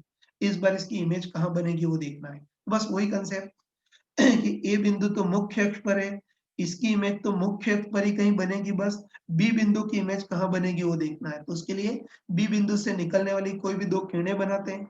अब मूर्खों टाइप से 3-3 किरणें नहीं, केवल 2 ही किरणें बनाएँगे। तो बस बताओ बी से निकलने वाली एक किरण तो ऐसी बनाते हैं जो मुख्य अक्ष के समानांतर आ रही है और हमको पता है कि ये किरण मुख्य अक्ष के समानांतर आ रही है, तो ये किरण परावर्तन के बाद फोकस से होकर के गुजरेगी, है ना? ये किरण परावर्तित होकर के फोकस से होकर के गुजरेगी। तो एक किरण तो ये बना दी, ठीक है।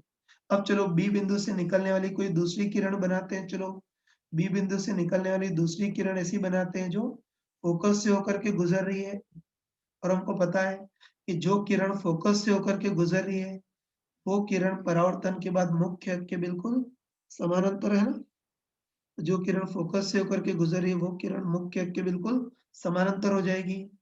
बस तुम आराम से बताओ कि दोनों किरणें यहाँ मिल रही हैं, इतना सुंदर चित्र नहीं बन पाया बाकी समझ जाना। ये दोनों किरणें यहाँ मिल रही है मतलब बी की इमेज बी डैश यहाँ बनेगी, तो ऑब्वियसली ए की इमेज ए डैश यहाँ बनेगी, मतलब complete image A dash B dash ऐसी बन जाएगी ठीक। बस इससे हम पक्का बोल सकते हैं कि ऑब्जेक्ट 2F पर हो तो इमेज भी 2F पर ही बनेगी। उसके बाद किरणें वास्तव में कट रही है मतलब इमेज वास्तविक बनेगी, उल्टी बनेगी और वस्तु के बराबर ऊंचाई की बनेगी। नहीं तो किरण चित्र के रिजल्ट तुमने 9-10 में पढ़े होंगे, अब शायद याद भी आ गए होंगे देखना। चलो और आगे बढ़ते हैं। तो चलो ऑब्जेक्ट को और पास लाते हैं। नहीं तो बस अब तो हमको अच्छे पता है, डायरेक्ट पता है क्या कि बताओ ऑब्जेक्ट को और पास लाएँगे तो इमेज और दूर जाएगी और ऑब्जेक्ट को अगर F और 2F के बीच रखें तो इमेज अनंत और 2F के बीच बनेगी देखना। कर लेते हैं मूर्खों टाइप से।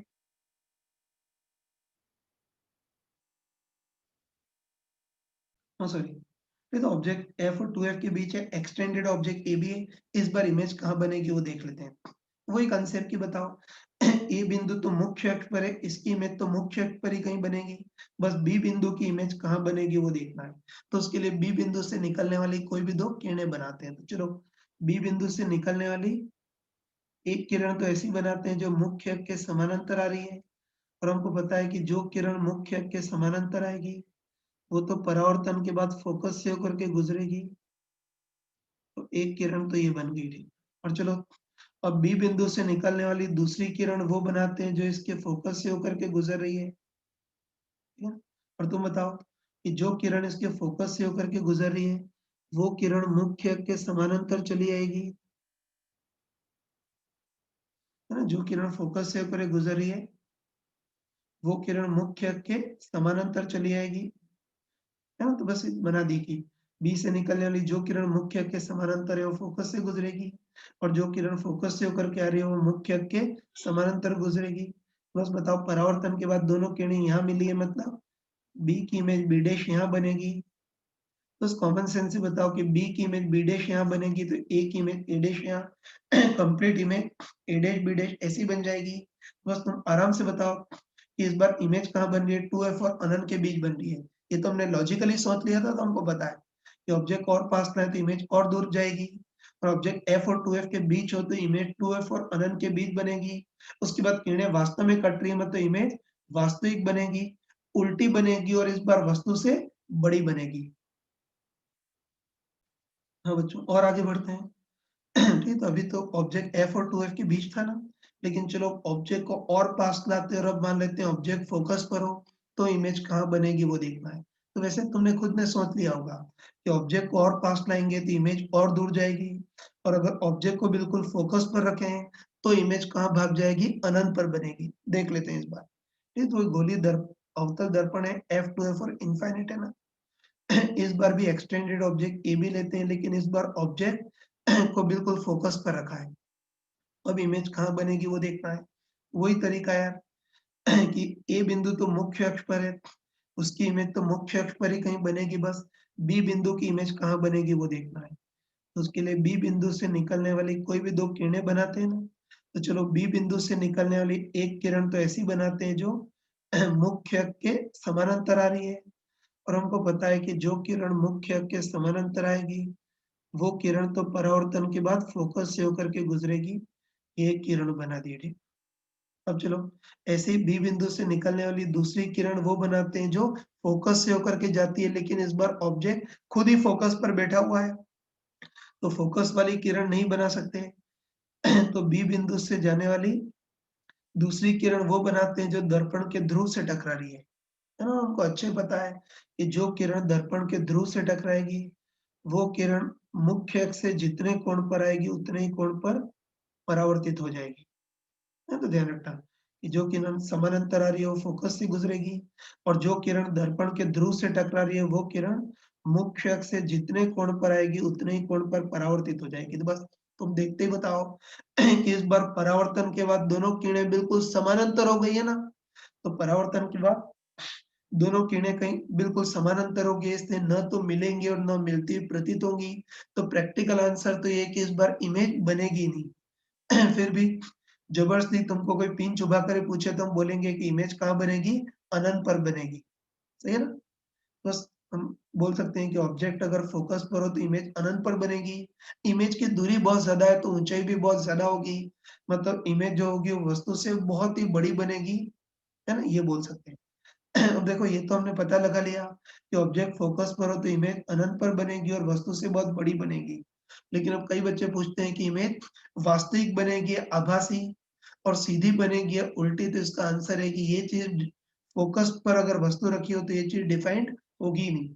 चलो तुम चाहो तो मूर्खों टाइप से एक चीज देख इसको देख सकते हो डिटेल में। नहीं तो उसके लिए हमको मैथमेटिक्स के अनुसार लिमिट चेक करनी पड़ेगी। जैसे मैथमेटिक्स में लेफ्ट हैंड लिमिट और राइट हैंड लिमिट चेक करते हैं वैसे यहाँ भी लिमिट चेक करनी पड़ेगी। चलो पहले मान लेते हैं कि जो ऑब्जेक्ट है वो फोकस से थोड़ा सा पीछे रखा हुआ है, ठीक है ना, जिसको लेफ्ट हैंड लिमिट बोलते हैं। तो बस तुम बताओ कि अगर ऑब्जेक्ट फोकस से थोड़ा सा पीछे होगा तो ऑब्जेक्ट प्रभावी रूप से एफ और 2f के बीच हो गया।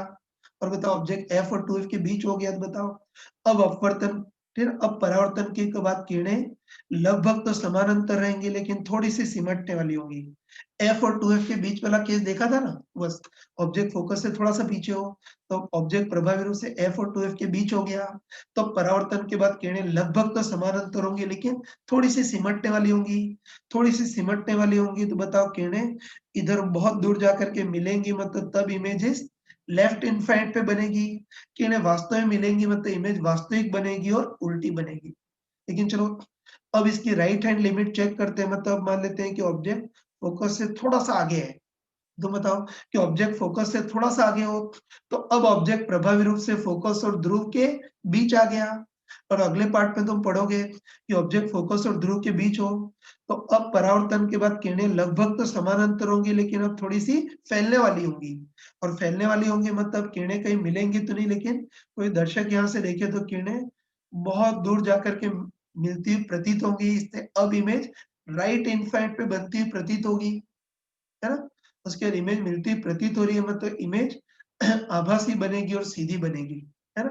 तो बस हम पक्का बोल सकते हैं, है ना? पक्का बोल सकते हैं कि जैसे ऑब्जेक्ट फोकस की इस पार से उस पार तक जाएगा, है ना? बोल सकते हैं कि जैसे ऑब्जेक्ट फोकस की इस पार से उस पार तक जाएगा, वैसे ही इमेज इस लेफ्ट इनफाइनाइट से जंप करके एक झटके में राइट इनफाइनाइट पे पहुंच जाएगी, वास्तविक से एक झटके में आभासी हो जाएगी और उल्टी से एक झटके में सीधी हो जाएगी। बस है ना? इमेज की स्थिति अचानक में परिवर्तित हो रही है, इसलिए एग्ज़ैक्टली अगर वस्तु को फ़ोकस पर रखें, तो इमेज वास्तविक होगी, आभासी होगी, वो भी डिफाइंड नहीं है और उल्टी बनेगी या सीधी बनेगी, वो भी डिफाइंड नहीं है। तुमको इसको मैथमेटिक्स में बोलते हैं लिमिट डज़ नॉट एक्जिस्ट। ठीक है? तो बस ध्यान रखना, ये तो बड़ी-बड़ी बातें बता दी, लेकिन अपना अगर कोई मेडिकल का बच्चा सुन रहा हो तो बस इतनी भारी चीज़ें देखने की ज़रूरत नहीं है, बस एक ही चीज़ ध्यान रखना कि ऑब्जेक्ट फ़ोकस पर हो तो इमेज अनंत पर बनेगी और बहुत बड़ी बनेगी। वास्तविक बनेगी या आभासी वो डिफाइंड नहीं है और उल्टी बनेगी या सीधी बनेगी वो भी डिफाइंड नहीं है। हाँ बच्चों, लास्ट केस लेते हैं। तो अभी ऑब्जेक्ट फोकस पे था तो इमेज अनंत पर बन रही थी ना, लेकिन चलो अब मान लेते हैं कि ऑब्जेक्ट फोकस से भी पास रखा है ना? मान लेते हैं कि ऑब्जेक्ट को फोकस से भी और ज्यादा पास रखा है, मतलब इस बार ऑब्जेक्ट फोकस और ध्रुव के बीच है, तब इमेज कैसी बनेगी वो देखना है। वैसे तो इस वाले पार्ट पे हम पढ़ चुके हैं, देख लेते हैं एक बार। ये तो इस बार भी एक्सटेंडेड ऑब्जेक्ट ए भी लेते हैं और इस बार मान लेते हैं कि ऑब्जेक्ट को फोकस से भी कम दूरी पे रखा है, मतलब ऑब्जेक्ट फोकस और ध्रुव के बीच है। तो अब इसकी इमेज कहाँ बनेगी वो देखना है। तो यहाँ भी वही कंसेप्ट कि ए बिंदु तो मुख्य अक्ष पे है, इसकी इमेज तो मुख्य अक्ष पर ही कहीं बनेगी, बस बी बिंदु की इमेज कहाँ बनेगी वो देखना है। तो उसके लिए बी बिंदु से निकलने वाली कोई भी दो किरणें बनाते हैं। चलो, बी बिंदु से निकलने वाली एक किरण तो ऐसी बनाते हैं जो मुख्य अक्ष के समानांतर है, और बताओ जो किरण मुख्य अक्ष के समानांतर है वो तो परावर्तन के बाद फोकस से होकर के गुजरेगी। उसके बाद बी बिंदु से निकलने वाली दूसरी किरण वो बनाते हैं जो फोकस से होकर के गुजरती है, लेकिन इस बार तो जो ऑब्जेक्ट है वो फोकस से भी पहले, इसलिए वो वाली किरण नहीं बना सकते। तो चलो, बी बिंदु से निकलने वाली दूसरी किरण ऐसी बनाते हैं जो दर्पण के ध्रुव से टकरा रही है। तो तुम आराम से बताओ कि जो किरण दर्पण के ध्रुव से टकराएगी वो किरण मुख्य अक्ष से जितने कोण पर आएगी उतने ही कोण पर परावर्तित हो जाएगी। देख सकते हो ना कि बी से निकलने वाली जो किरण समानांतर है वो तो फोकस से गुजरेगी, और जो किरण दर्पण के ध्रुव से टकराएगी वो किरण मुख्य अक्ष से जितने कोण पर आएगी उतने ही कोण पर परावर्तित हो जाएगी। तो तुम साफ-साफ देख सकते हो कि परावर्तन के बाद दोनों किरणें फैल गई है ना? देख सकते हो कि परावर्तन के बाद दोनों किरणें फैल गई हैं। इससे कहीं मिलेंगी तो नहीं, लेकिन अगर कोई दर्शक यहाँ से देखे तो ये किरणें इधर कहीं से आती हुई प्रतीत होंगी। क्या हो रहा है?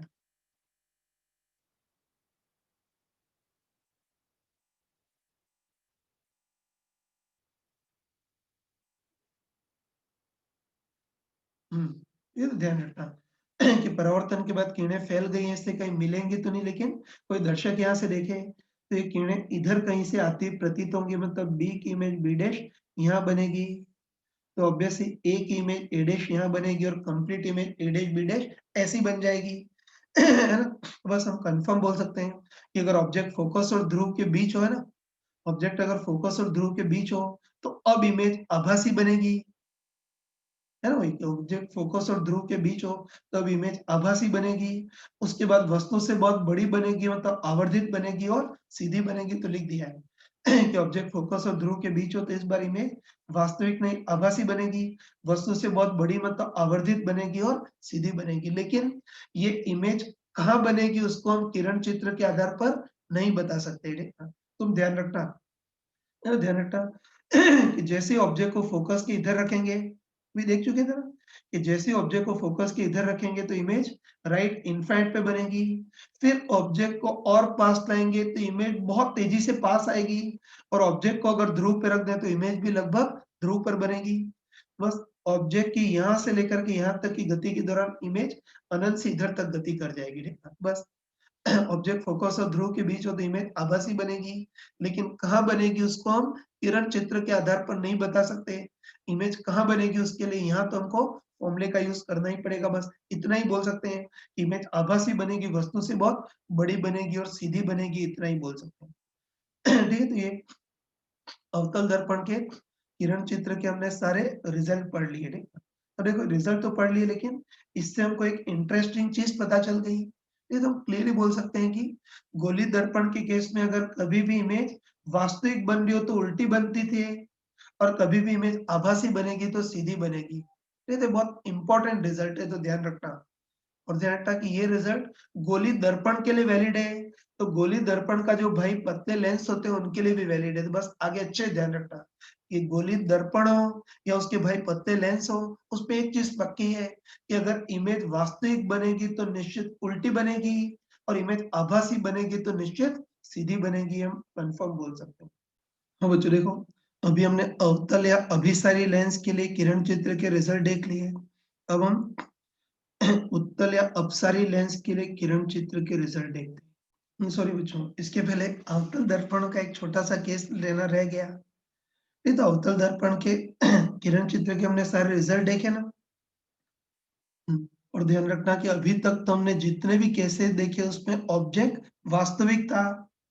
और ध्यान रखना कि हमको केवल वास्तविक ऑब्जेक्ट के बारे में स्टडी करना है, अपने क्वेश्चन वास्तविक ऑब्जेक्ट पे बेस्ड ही आते हैं। लेकिन चलो एक बार देखते हैं कि अवतल दर्पण के केस में अगर ऑब्जेक्ट आभासी हो तो इमेज कहाँ बनेगी वो देखते हैं। और ये रियली कचरा पार्ट है ना, किसी भी गवर्नमेंट के एग्जाम में नहीं पूछा जाता है, फिर भी एक बार झेल लेना ठीक था। ये तो अवतल दर्पण के किरण चित्र के सारे रिजल्ट तो देख लिए। अब एक नॉनसेंस पार्ट देखते हैं। ये मतलब मान लेते हैं कोई अवतल दर्पण है, ऑब्जेक्ट आभासी हो तो इमेज कहाँ बनेगी वो देखते हैं, है ना? देखो इस बार भी मान लेते हैं कोई अवतल दर्पण है, ये फोकस बिंदु F to F इनफाइनाइट इस टाइप से है ना, और इस बार ऑब्जेक्ट आभासी है। आभासी ऑब्जेक्ट कैसे बनता है वो बताया था, ठीक है? तो उसके लिए ऐसा करते हैं कि इस अवतल दर्पण पर हम ऐसी सिमटने वाली किरणें मतलब अभिसारी किरणें गिराते हैं, है ना?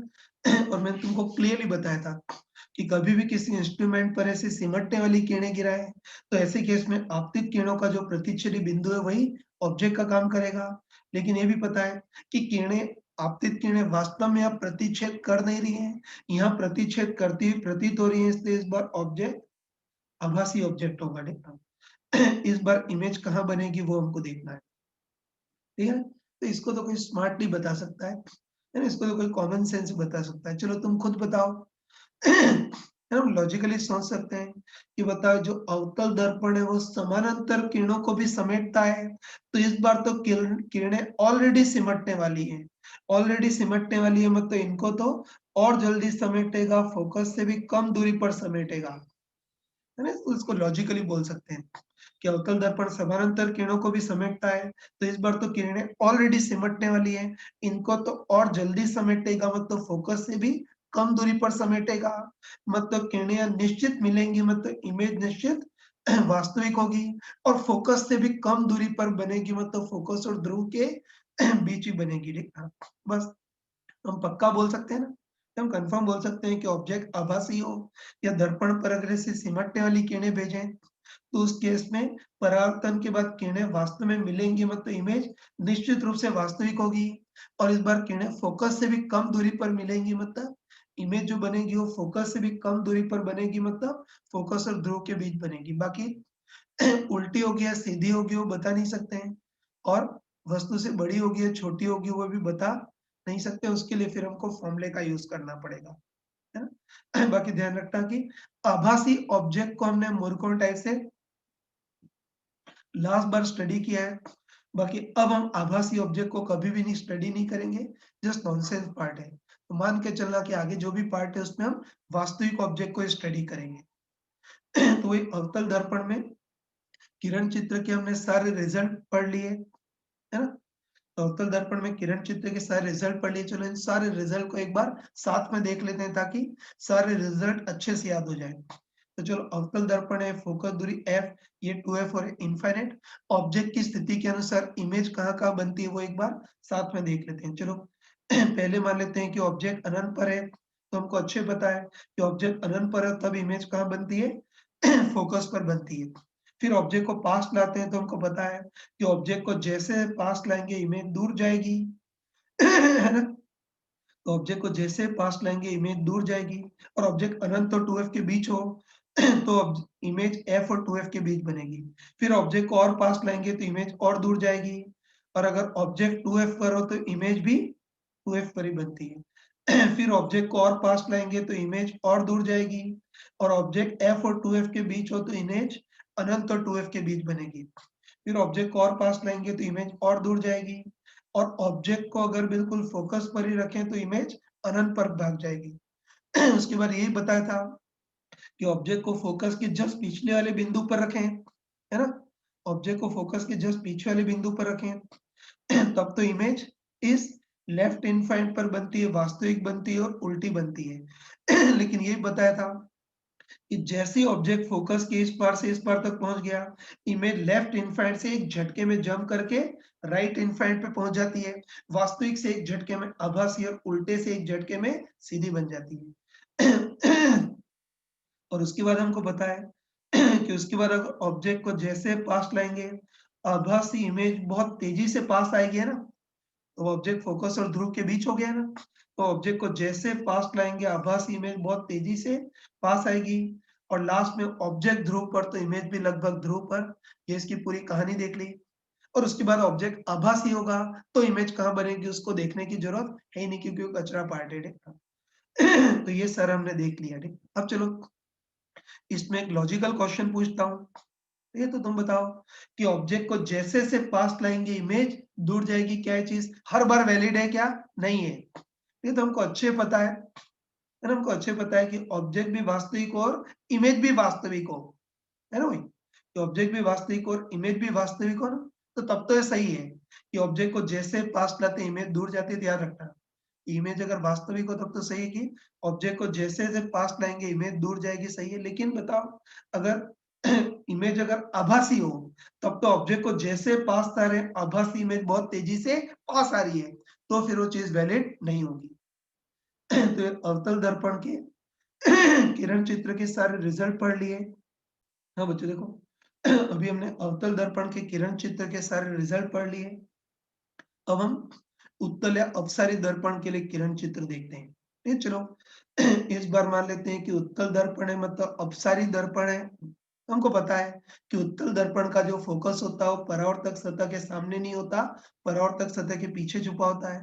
फिर 2f इनफाइनाइट, वैसे यहाँ भी चाहो तो f2f इनफाइनाइट लिख सकते हो। ठीक है ना? तो हमको देखना है कि उत्तल दर्पण के केस में ऑब्जेक्ट की अलग-अलग स्थितियों के अनुसार इमेज की अलग-अलग स्थितियां कैसी होंगी वो देखना है। तो ध्यान रखना कि अवतल दर्पण में तो बहुत सारे केस होते थे, लेकिन उत्तल दर्पण में इतने सारे केस नहीं होते हैं।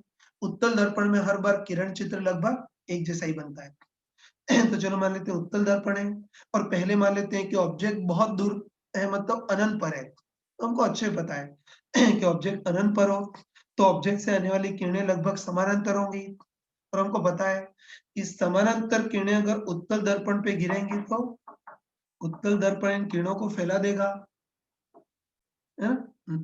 ये तो वही उत्तल दर्पण पर समानांतर किरणें गिरा रहे हैं, है ना? उत्तल दर्पण पर समानांतर किरणें गिराएं तो उत्तल दर्पण समानांतर किरणों को फैला देगा। तो तब परावर्तन के बाद किरणें कहीं मिलेंगी तो नहीं, लेकिन कोई दर्शक यहाँ से देखे तो ये किरणें किधर मिलती हुई प्रतीत होंगी? इसके आभासी फोकस पर मिलती हुई प्रतीत होंगी, मतलब इमेज इसके आभासी फोकस पर बनेगी। ये तो हम पहले भी देख चुके हैं। ये तो कोई अनपढ़ ही बता सकता है कि ऑब्जेक्ट बहुत दूर अनंत पर हो तो किरणें समानांतर होंगी, समानांतर किरणें गिरेंगी तो ये फैला देगा और इमेज फोकस पर बनती हुई प्रतीत होगी।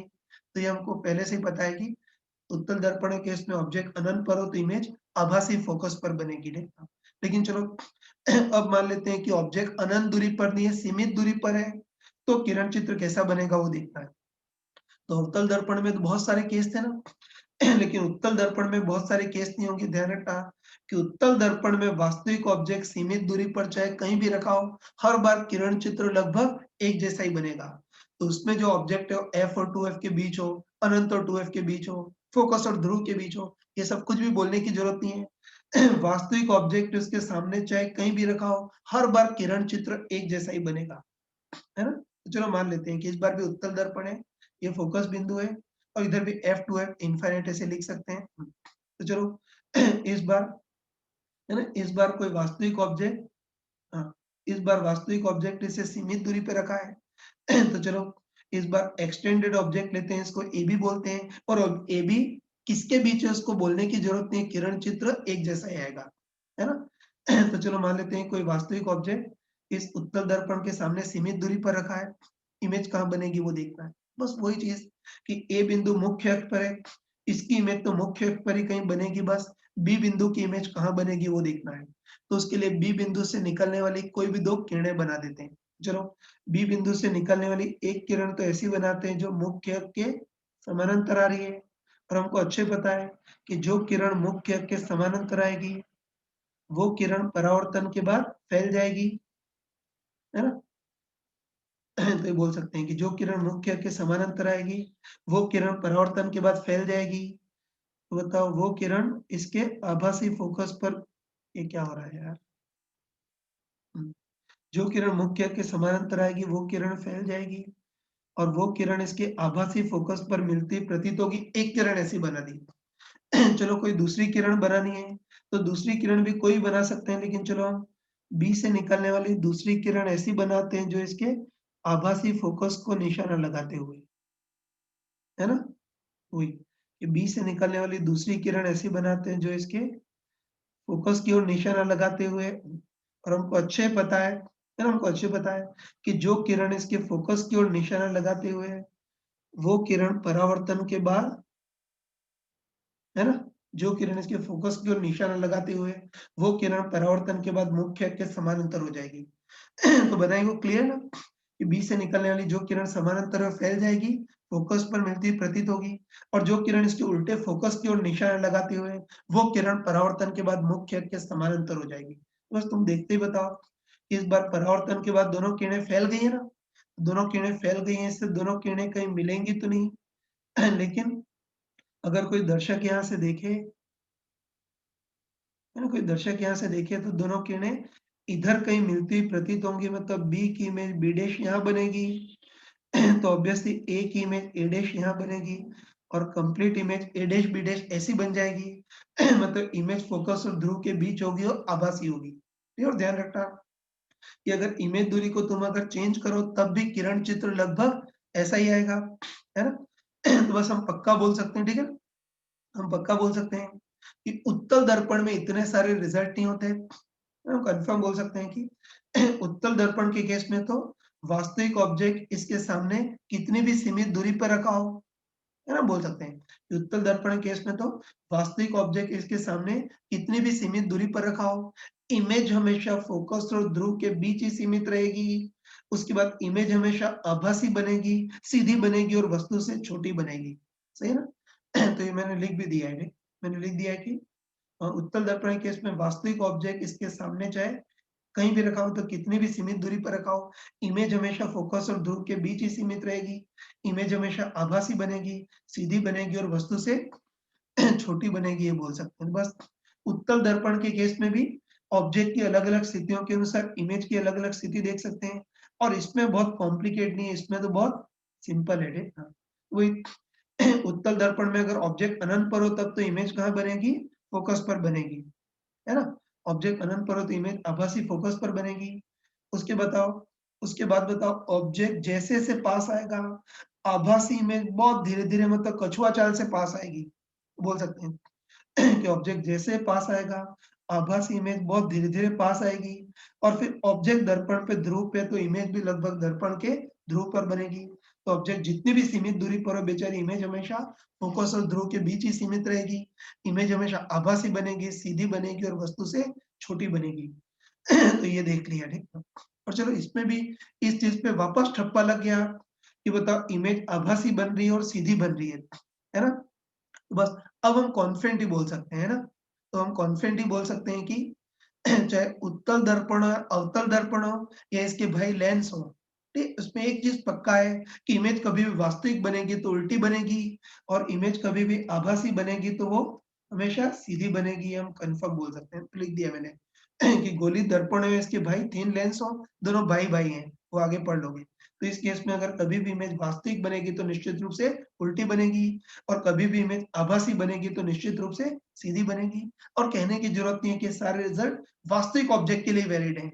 अगर आभासी ऑब्जेक्ट हो तो फिर रिजल्ट वैलिड नहीं है, तब तो हमको फॉर्मूले से ही करना पड़ेगा, लेकिन आभासी इमेज के क्वेश्चन अपने किसी भी गवर्नमेंट के एग्जाम में नहीं पूछे जाते, इसलिए इसकी ओर ध्यान देने की भी जरूरत नहीं है। हम तो हमेशा वास्तविक ऑब्जेक्ट की ही बात करेंगे। हाँ बच्चों देखो, अभी हमने किरण चित्र कंप्लीटली पढ़ लिया और हमको अच्छे पता है कि किरण चित्र से तो हम इमेज की दूरी और ऊंचाई का रफली अनुमान लगा सकते हैं। ठीक है, तो ध्यान रखना कि इमेज की स्थिति या ऊंचाई का रफली अनुमान लगाना है तब तो हम किरण चित्र का यूज करते हैं, लेकिन अगर इमेज की दूरी एग्जैक्ट देखनी है तो फिर हम दर्पण का फॉर्मूला लगाएंगे। ठीक है, तो अब हमको इमेज की दूरी और ऊंचाई एग्जैक्टली देखनी है तो हमको दर्पण का फॉर्मूला या मिरर फॉर्मूला लगाएंगे। तो ये देखते हैं कि गोली दर्पण के लिए, सॉरी, फिर हम देखते हैं कि गोली दर्पण के लिए ऑब्जेक्ट दूरी और इमेज दूरी में रिलेशन या फॉर्मूला क्या होता है वो देखते हैं। ठीक है, तो देखो उसको समझने के लिए नॉर्मल सा केस दे रहा हूँ। जैसे इस बार मान लेते हैं कोई गोली दर्पण है, जैसे मान लेते हैं अवतल दर्पण है ना, इसकी वक्रता त्रिज्या r है, तो हम सभी को पता है कि वक्रता त्रिज्या r हो तो उस दर्पण की फोकस दूरी कितनी होती है, r/2। अब इधर कोई ऑब्जेक्ट रखा है तो हमको अच्छे पता है कि ऑब्जेक्ट से किरणें निकलेंगी, दर्पण से परावर्तित होंगी और परावर्तित होने के बाद कहीं ना कहीं तो मिलेंगी। तो चलो मान लेते हैं कि परावर्तन के बाद किरणें यहाँ मिल रही है, मतलब इमेज यहाँ बन रही है। ये तो कोई गोली दर्पण है, ऑब्जेक्ट इधर है और इसकी इमेज मान लेते हैं यहाँ बन रही है। ठीक है, अब देखो अब हमको ऑब्जेक्ट और इमेज दूरी में एग्जैक्ट रिलेशन देखना है। तो ऑब्जेक्ट और इमेज दूरी में जो एग्जैक्ट रिलेशन होता है उसको दर्पण का फॉर्मूला बोलते हैं। ठीक है, तो ध्यान रखना कि हम सारी दूरियां दर्पण से मापते हैं, मतलब दर्पण के ध्रुव से मापते हैं। और ध्यान रखना कि ऑब्जेक्ट की दर्पण के ध्रुव से जो दूरी होती है उसको ऑब्जेक्ट दूरी यू बोलते हैं। यहाँ लिख देता हूँ। ये तो ध्यान रखना कि ऑब्जेक्ट के दर्पण से जो दूरी होती है उसको ऑब्जेक्ट दूरी यू बोलते हैं, और इमेज की दर्पण के ध्रुव से जो दूरी होती है उसको इमेज दूरी वी बोलते हैं ना। बस हमको गोली दर्पण के लिए ऑब्जेक्ट दूरी u और इमेज दूरी v में रिलेशन देखना है। ठीक है, तो इसको डिराइव कर सकते हैं, लेकिन अपने जेई या मेडिकल के एग्जाम में डेरिवेशन से कोई मतलब नहीं है। मैं डेरिवेशन को आगे बताऊंगा, पहले मैं रिजल्ट ही बता रहा हूँ। रिजल्ट याद रखना है, मेन इंपॉर्टेंट है ना। तुम आगे इसको फॉर्मूले की फॉर्म में ध्यान रखना। ठीक है, तो अच्छे ध्यान रखना कि गोली दर्पण के लिए ऑब्जेक्ट और इमेज दूरी में क्या रिलेशन होता है, 1/v plus 1/u equal to 1/f। इसकी डेरिवेशन हम आगे करेंगे, पहले हम इस फॉर्मूले को यूज करना देखते हैं। ठीक है, तो ध्यान रखना अच्छे से कि गोली दर्पण के लिए ऑब्जेक्ट और इमेज दूरी में फॉर्मूला क्या होता है, 1/v plus 1/u equal to 1/f। और ये जो फॉर्मूला होता है उसको मिरर फॉर्मूला या दर्पण फॉर्मूला बोलते हैं। ये तो इसमें हमको अच्छे ही पता है कि इसमें u तो क्या होता है, ऑब्जेक्ट की दर्पण से दूरी, v होता है इमेज की दर्पण से दूरी, और f होता है दर्पण की फोकस दूरी, जो ऑब्वियसली वक्रता त्रिज्या की आधी होती है। ठीक है, बस आगे डायरेक्ट याद रखना है कि गोली दर्पण के लिए ऑब्जेक्ट और इमेज दूरी का फॉर्मूला क्या होता है, 1/v plus 1/u equal to 1/f। u object दूरी, v इमेज दूरी, और f इस गोली दर्पण की फोकस दूरी। और तुम कोई कहने की जरूरत नहीं है कि बताओ ये फॉर्मूला भी केवल पैराएक्सियल किरणों के लिए ही वैलिड है।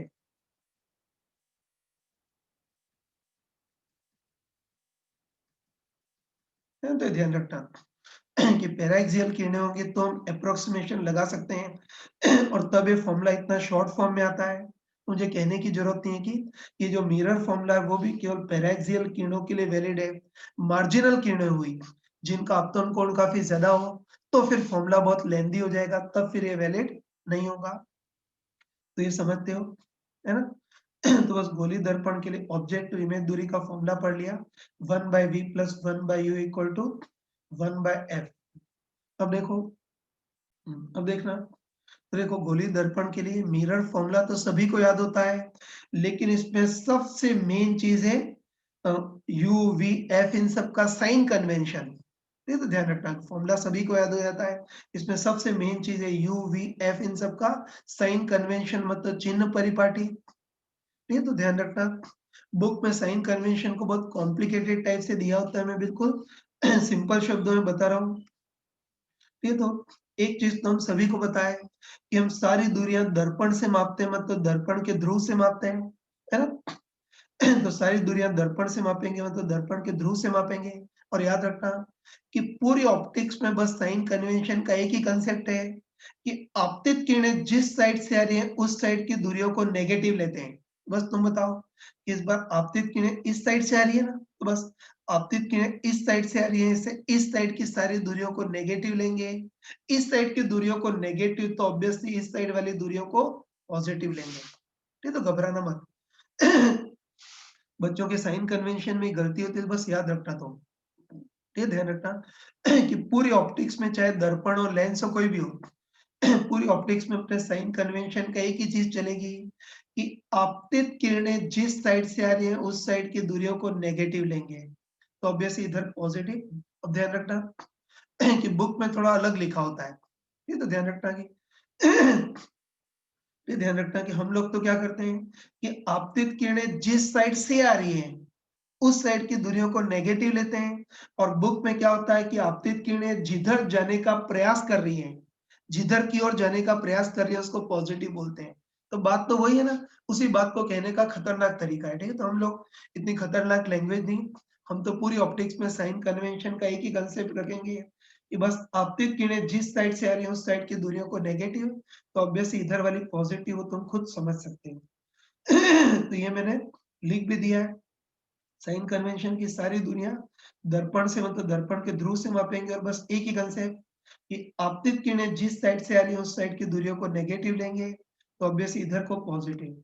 तो बस तुम बताओ कि इस बार आपतित किरणें इस साइड से आ रही है ना, आपतित किरणें इस साइड से आ रही है, इससे इस साइड की सारी दूरियों को नेगेटिव लेंगे। तो बस जैसे ऑब्जेक्ट 10 सेंटीमीटर इस साइड है तो ऑब्जेक्ट दूरी है ना, ऑब्जेक्ट 10 सेंटीमीटर इस साइड है तो ऑब्जेक्ट की दूरी -10। वैसे इमेज 5 सेंटीमीटर इस साइड बन रही है तो इमेज की दूरी -5। इस टाइप से हम साइन कन्वेंशन ले सकते हैं, है ना? अब चलो, ये तो साइन कन्वेंशन देख लिया। एक बार देखते हैं कि उत्तल दर्पण अवतल दर्पण की फोकस दूरी में से किसकी फोकस दूरी नेगेटिव होगी और किसकी पॉजिटिव होगी, वो देख लेते हैं। ठीक है, चलो। पहले अवतल दर्पण का केस देखते हैं। ठीक है, तो मान लेते हैं अवतल मान लेते हैं अवतल दर्पण है। इसकी फोकस दूरी कैसी होगी वो देखना है। ये तो हमको अच्छे पता है कि अवतल दर्पण के केस में आपतित किरणें इसी साइड से भेजेंगे ना। कोई पीछे से किरण भेजने से कोई मतलब है क्या? पीछे कोई परावर्तक सतह थोड़ी है, परावर्तक सतह तो इधर है ना। पीछे से किरणें भेजने का कोई मतलब नहीं है, वो तो अंडरस्टूड है ना? कि परावर्तक सतह आगे तो इसी साइड से किरणें भेजेंगे। तो बस हम सभी को पता है कि अवतल दर्पण में अगर आपतित किरण इस साइड से भेजें तो उसका फोकस भी उसी साइड बनता है।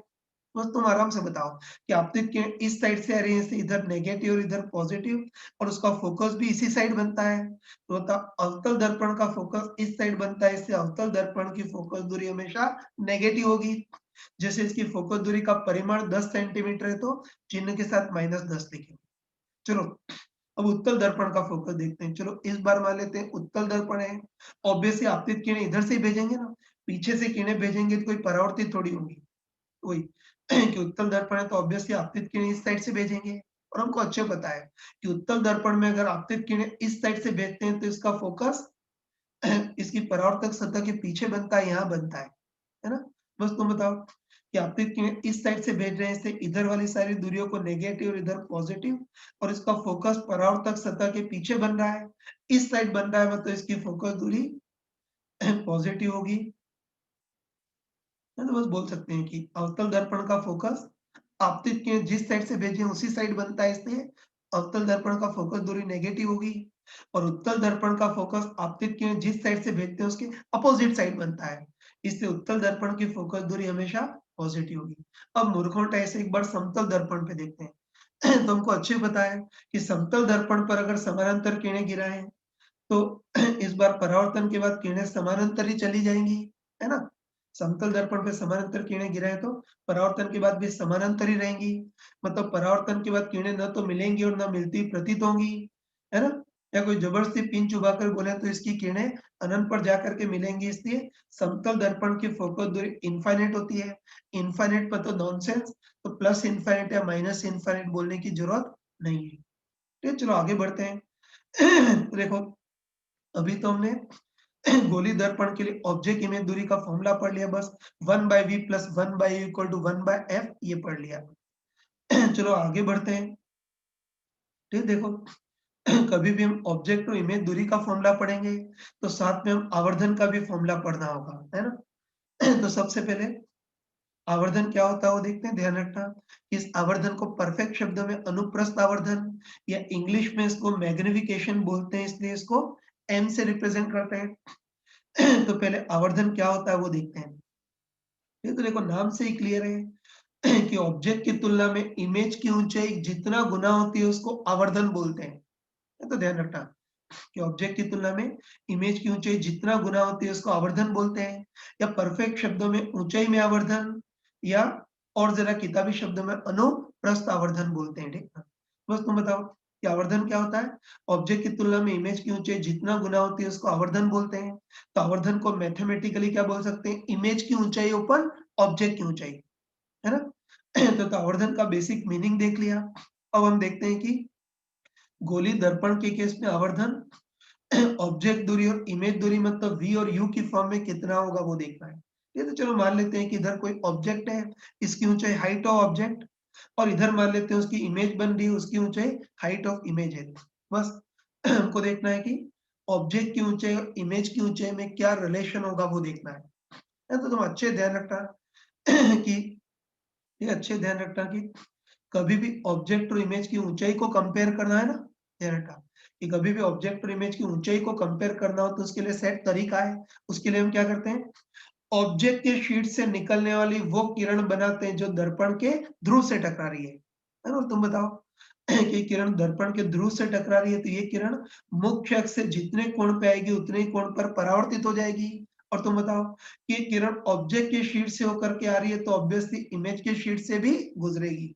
बस बताओ, अब हमको ऑब्जेक्ट और इमेज की ऊंचाई को कंपेयर करना है ना। बस बताओ, ऑब्जेक्ट की ऊंचाई हाइट ऑफ ऑब्जेक्ट, इमेज की ऊंचाई हाइट ऑफ इमेज। ऑब्जेक्ट के दर्पण से जो दूरी होती है उसको ऑब्जेक्ट दूरी u, और इमेज की दर्पण से जो दूरी होती है उसको इमेज दूरी v। तो हमको ऑब्जेक्ट और इमेज की ऊंचाई को कंपेयर करना है। बस तुम आराम से बताओ कि उसके लिए आपतित और परावर्तित किरण से समकोण त्रिभुज बनाएंगे।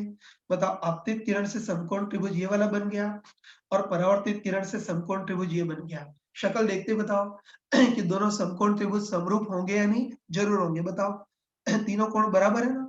बताओ, ये कोण आई है तो ये भी आई, ये कोण 90, ये भी 90, दो कोण बराबर है तो तीसरा कोण भी बराबर होगा। मतलब कंफर्म है कि आपतित और परावर्तित किरण से समकोण त्रिभुज बनाएंगे वो समरूप होंगे। और समरूप होंगे मतलब भुजाएं समान अनुपात में होंगी। मतलब बोल सकते हैं कि इसकी y वाली भुजा ऊपर इसकी y वाली भुजा बराबर इसकी x वाली भुजा ऊपर इसकी x वाली भुजा।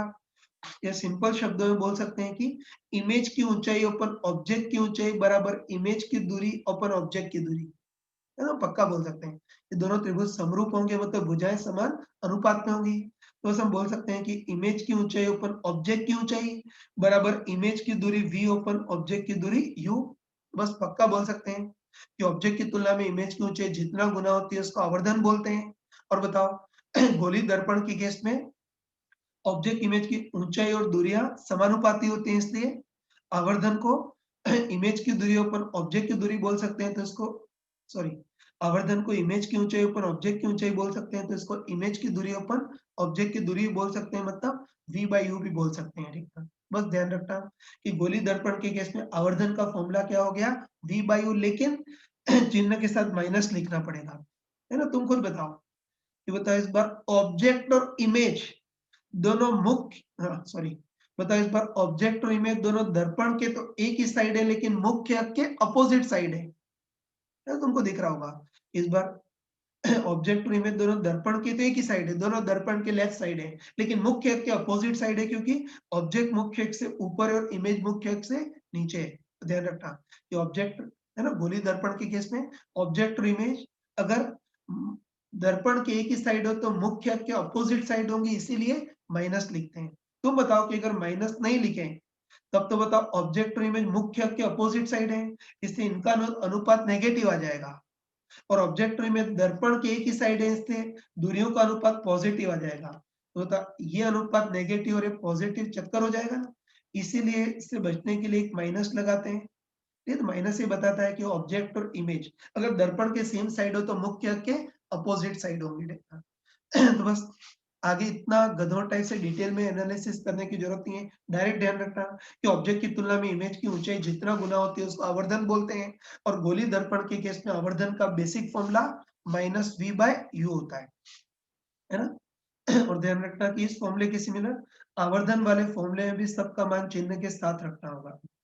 अब एक इम्पोर्टेंट चीज बता रहा हूँ, है ना, एक इम्पोर्टेंट चीज बता रहा हूँ कि गोली दर्पण के केस में अगर कभी भी इमेज की ऊंचाई निकालनी है तो उसके लिए आवर्धन के फॉर्मूले का यूज कर तो सकते हो, लेकिन ध्यान रखना कि गोली दर्पण में कभी भी इमेज की ऊंचाई निकालनी हो तो इस आवर्धन वाले फॉर्मूले को कष्ट देने की जरूरत नहीं है। इसको तो हम लॉजिकली बोल सकेंगे, ये तो हम डायरेक्ट बोल सकते हैं कि दोनों त्रिभुज समरूप है ना, तो हम पक्का बोल सकते हैं कि गोली दर्पण के केस में ऑब्जेक्ट की तुलना में इमेज की दूरी जितना गुना होगी, समानुपाती रूप से ऑब्जेक्ट की तुलना में इमेज की ऊंचाई भी उतना ही गुना होगी, ये बोल सकते हैं। ठीक है, जैसे बताओ इस बार, ऑब्जेक्ट की तुलना में इमेज की दूरी आधी है तो समानुपाती रूप से ऑब्जेक्ट की तुलना में इमेज की ऊंचाई भी आधी होगी, है डायरेक्ट करेंगे।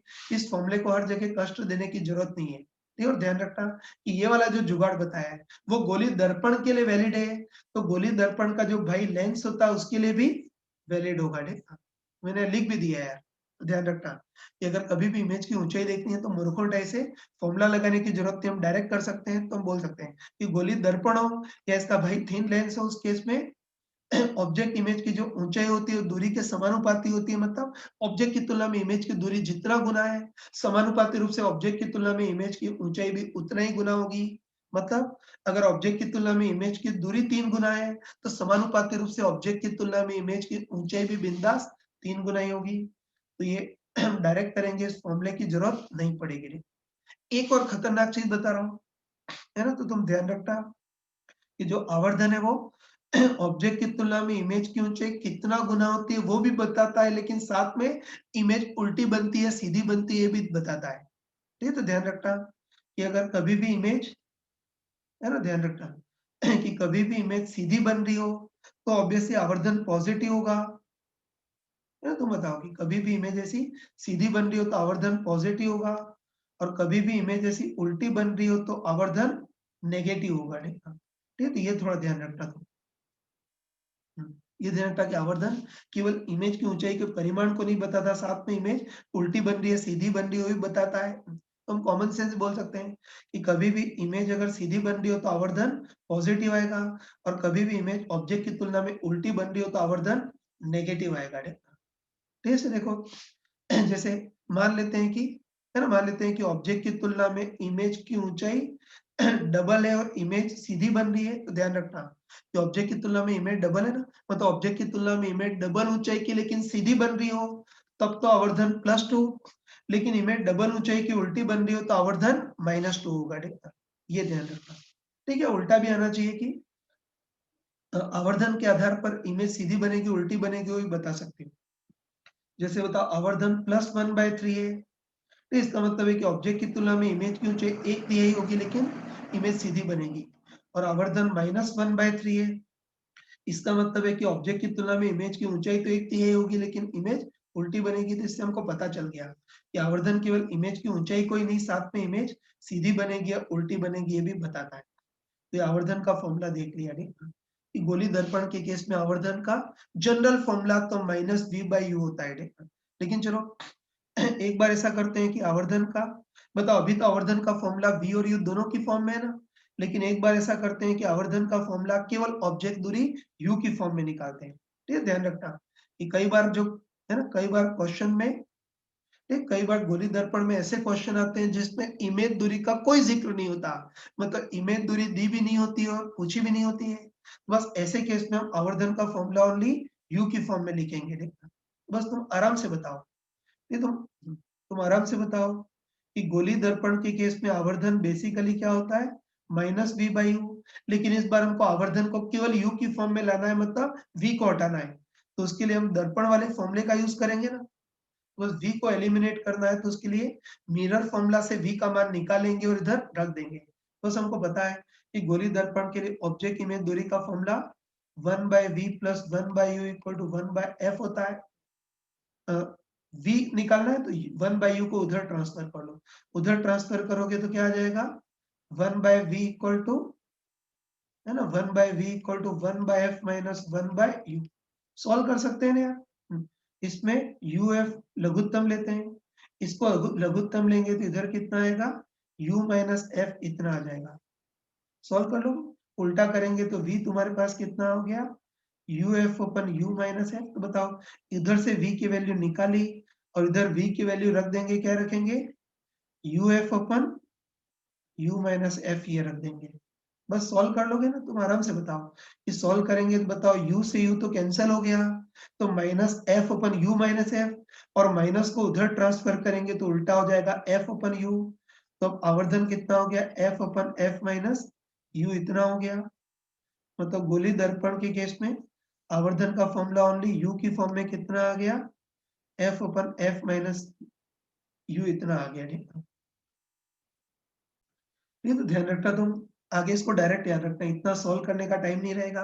ये तो अच्छे ध्यान रखना कि अगर किसी भी क्वेश्चन में इमेज दूरी का जिक्र नहीं हो, मतलब इमेज दूरी दे भी नहीं रखी और पूछी भी नहीं हो, तो फिर हम आवर्धन का फॉर्मूला ओनली यू की फॉर्म में लगाएंगे, कौन सा, F upon F minus you. तो बस गोली दर्पण के लिए हमने सारे फॉर्मूले को देख लिया। ठीक है, तो ध्यान रखना कि अब गधोटाई से पूरा डिटेल देखने की जरूरत नहीं है, अब हमको डायरेक्ट इन फॉर्मूले को याद रखना है। फिर मैं एक बार तीनों फॉर्मूले को मुंह जुबानी बोल करके बता रहा हूँ। तो ध्यान रखना, देखिए कि गोली दर्पण का ये ध्यान रखना कि सबसे पहले तो गोली दर्पण के लिए ऑब्जेक्ट इमेज दूरी का फॉर्मूला याद रखना। ये तो हमको अच्छे पता है कि गोली दर्पण के लिए ऑब्जेक्ट टू इमेज दूरी का फॉर्मूला क्या होता है, 1/v plus 1/u equal to 1/f। उसके बाद ऑब्जेक्ट की तुलना में इमेज की ऊंचाई जितना गुना होती है उसको आवर्धन बोलते हैं। और गोली दर्पण के केस में आवर्धन का जनरल फॉर्मूला तो माइनस v बाई यू होता है, लेकिन आवर्धन का फॉर्मूला ओनली u की फॉर्म में कितना होता है, f upon f minus you.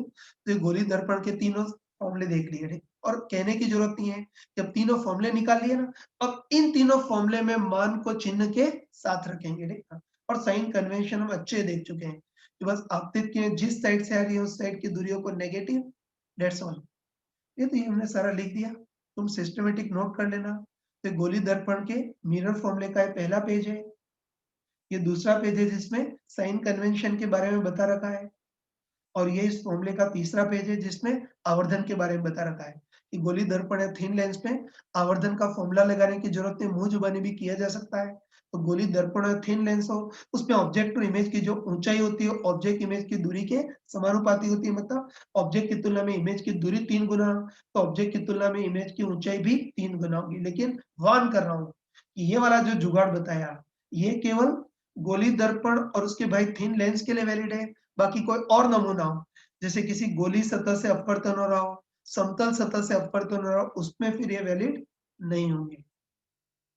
हाँ बच्चों, ये सारे हमने कंसेप्ट पढ़ लिए, अब इसके क्वेश्चन करेंगे, लेकिन उसके पहले एक छोटी चीज देख लेते हैं जो मैंने तुमको पहले ही बताई थी। ठीक है, फिर जैसे मान लेते हैं कि कोई गोली दर्पण है, या हमको पता है कि गोली दर्पण का भाई कौन होता है, पतला लेंस।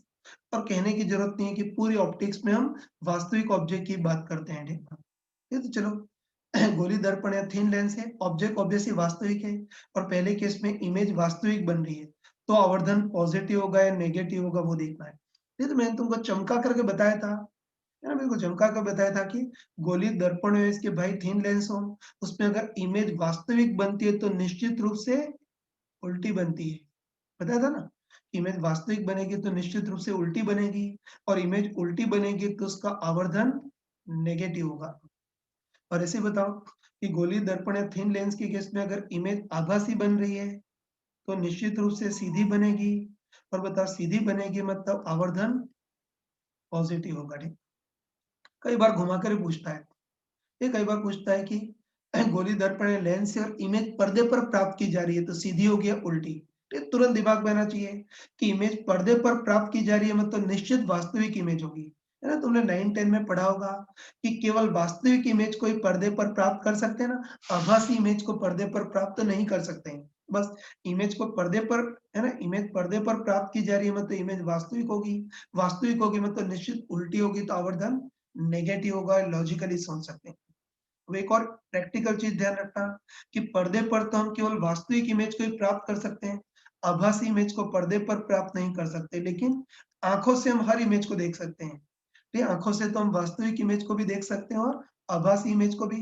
तो ध्यान रखना कि अपने इंसान की आंखें इतनी स्मार्ट होती हैं कि इमेज वास्तविक हो या आभासी, बस उसकी कुछ किरणें आंखों तक पहुंच गई तो फाइनली रेटिना पर उसकी इमेज दिख जाती है और वो वस्तु हमको दिख जाती है। तो ध्यान रखना कि पर्दे पर तो केवल वास्तविक इमेज को प्राप्त कर सकते हैं, लेकिन आंखों से तो हम वास्तविक, आभासी हर टाइप की इमेज को प्राप्त कर सकते हैं, है ना? तो ध्यान रखना तुम कि ये आंखें इधर रखें, है ना? तो आंखें इधर रखें तब भी कुछ किरणें आंखों तक पहुंच पाएंगी ना, मतलब हमको इमेज दिखेगी। और किसी इंसान को जल्दी पड़ी वो आंखें इमेज से भी पहले रखे तो भी उसको इमेज वहीं दिखेगी। ध्यान रखना कि किसी इंसान को जल्दी पड़ी वो आंखें और पीछे रखे तो भी इसकी आंखों तक कुछ किरणें पहुंच जाएंगी और बस कुछ किरणें पहुंच जाएंगी, मतलब इमेज निश्चित दिख जाएगी। देखना, तो ये ध्यान रखना कि पर्दे पर तो केवल वास्तविक इमेज को प्राप्त कर सकते हैं, लेकिन आंखों से हम वास्तविक, आभासी हर टाइप की इमेज को देख सकते हैं। और कैमरा भी आँखों के टाइप से काम करता है, इसलिए कैमरे से फ़ोटो भी हम वास्तविक, आभासी सभी इमेज का ले सकते हैं। तो प्रैक्टिकल चीज़ मैंने बता दी थी। चलो, अब इस पे बेसिक क्वेश्चन करते हैं ताकि थोड़ी-सी कैलकुलेशन की स्किल क्लियर हो। तो इस क्वेश्चन को ध्यान से देखना और उसमें मेनली साइन कन्वेंशन का खास ध्यान देना। तो पहले क्वेश्चन बोल लेता हूँ। इसमें हमको दे रखा है गोलीय अवतल दर्पण है, इसकी वक्रता त्रिज्या 40 सेंटीमीटर है। इससे हुँ। ठीक है, इससे 30 सेंटीमीटर दूरी पर कोई ऑब्जेक्ट रखा है, कोई छोटी-सी वस्तु रखी है, तो हमको देखना है कि ऑब्जेक्ट दूरी इतनी है तो इमेज दूरी कितनी होगी वो देखना है। और उसके बाद में हमको ऑब्जेक्ट की ऊँचाई भी दे रखी है। ये हमको दे रखा है कि ऑब्जेक्ट की ऊँचाई 10 मिलीमीटर है, तो इमेज की ऊँचाई कहाँ कितनी होगी वो सारा हमको देखना है ना? स्टार्ट करते हैं। तो देखो, वो हमको दे रखा है गोलीय अवतल दर्पण है, इसकी वक्रता त्रिज्या 40 सेंटीमीटर है, तो ऑब्वियसली इसकी फोकस दूरी वक्रता त्रिज्या की आधी हो जाएगी, मतलब इसकी फोकस दूरी 20 सेंटीमीटर हो जाएगी। अब दर्पण से 30 सेंटीमीटर दूरी पर कोई ऑब्जेक्ट रखा है, इमेज किधर बनेगी वो देखना है। तो देखो, फॉर्मूले से तो इसको कर ही लेंगे, है ना? ध्यान रखना कि फॉर्मूले से तो इसको कर ही लेंगे, लेकिन हम चाहे तो फॉर्मूले के पहले थोड़ा बहुत लॉजिकली देख सकते हैं। तो तुम देखते ही बताओ कि इस अवतल दर्पण की फोकस दूरी 20 सेंटीमीटर है और ऑब्जेक्ट को 30 सेंटीमीटर दूरी पर रखा है, मतलब कंफर्म है कि जो ऑब्जेक्ट है वो एफ और 2f के बीच है। 20 और 40 के बीच है ना, तो पक्का बोल सकते हैं कि इस बार जो ऑब्जेक्ट है वो एफ और 2f के बीच है। और वही जो किरण चित्र वाला पार्ट पढ़ा था ना, उसमें हमको डायरेक्ट पता है कि अवतल दर्पण के केस में ऑब्जेक्ट अगर f और 2f के बीच हो तो इमेज अनंत और 2f के बीच बनेगी, मतलब इमेज 2f के भी परे बनेगी, मतलब 40 सेंटीमीटर से भी ज्यादा दूरी पर बनेगी। उसके बाद इमेज वास्तविक बनेगी, उल्टी बनेगी और वस्तु से काफी बड़ी बनेगी। ये सब लॉजिकली कर सकते हैं, लेकिन एक बार गधों टाइप से एग्जैक्ट, है ना? किरण चित्र से तो रफली अनुमान लगा सकते हैं, लेकिन अब हमको इमेज की दूरी एग्जैक्ट देखनी है। बस इमेज की दूरी एग्जैक्ट देखने के लिए हम गोली दर्पण का फॉर्मूला लगाते हैं। ठीक है, तुम बताओ कि ऑब्जेक्ट 30 सेंटीमीटर दूरी पर है ना, तो ऑब्जेक्ट जिस कलर का उस कलर की किरणें निकलेंगी और एक किरणें इस अवतल दर्पण से परावर्तित होंगी, तो बस इमेज कहाँ बनेगी वो देखना है ना। तो उसके लिए गोली दर्पण का ऑब्जेक्ट इमेज दूरी का फॉर्मूला लगा देंगे 1/v + 1/u = 1/f। अब सबसे मेन चीज है इसमें साइन कन्वेंशन। और बताओ, साइन कन्वेंशन से हम बिल्कुल डरते नहीं है, बस, है ना? हमको अच्छे पता है कि इस बार सारी दूरियां इस अवतल दर्पण से मापेंगे, मतलब दर्पण के ध्रुव से मापेंगे। और बस साइन कन्वेंशन के नाम पे हमको बस एक ही चीज पता है कि आपतित किरणें जिस साइड से आ रही है उस साइड की दूरियों को नेगेटिव लेते हैं। बस तुम आराम से बताओ कि बताओ आपतित किरणें इस साइड से आ रही है ना, बस आपतित किरणें इस साइड से आ रही है, इससे इस साइड की सारी दूरियों को नेगेटिव लेंगे, तो ऑब्वियसली इधर की दूरियों को पॉजिटिव। बस अब तो भगवान का नाम लेकर के मान रख देते हैं। तो तब 1/v मतलब इमेज दूरी निकालनी है, तो छेड़ते नहीं, ऐसे ही रहने देते हैं, है ना? चिन्ह विन्ह सब आ जाएगा। तो 1/v मतलब इमेज दूरी निकालनी है तो छेड़ते नहीं, ऐसे ही रहने देते हैं।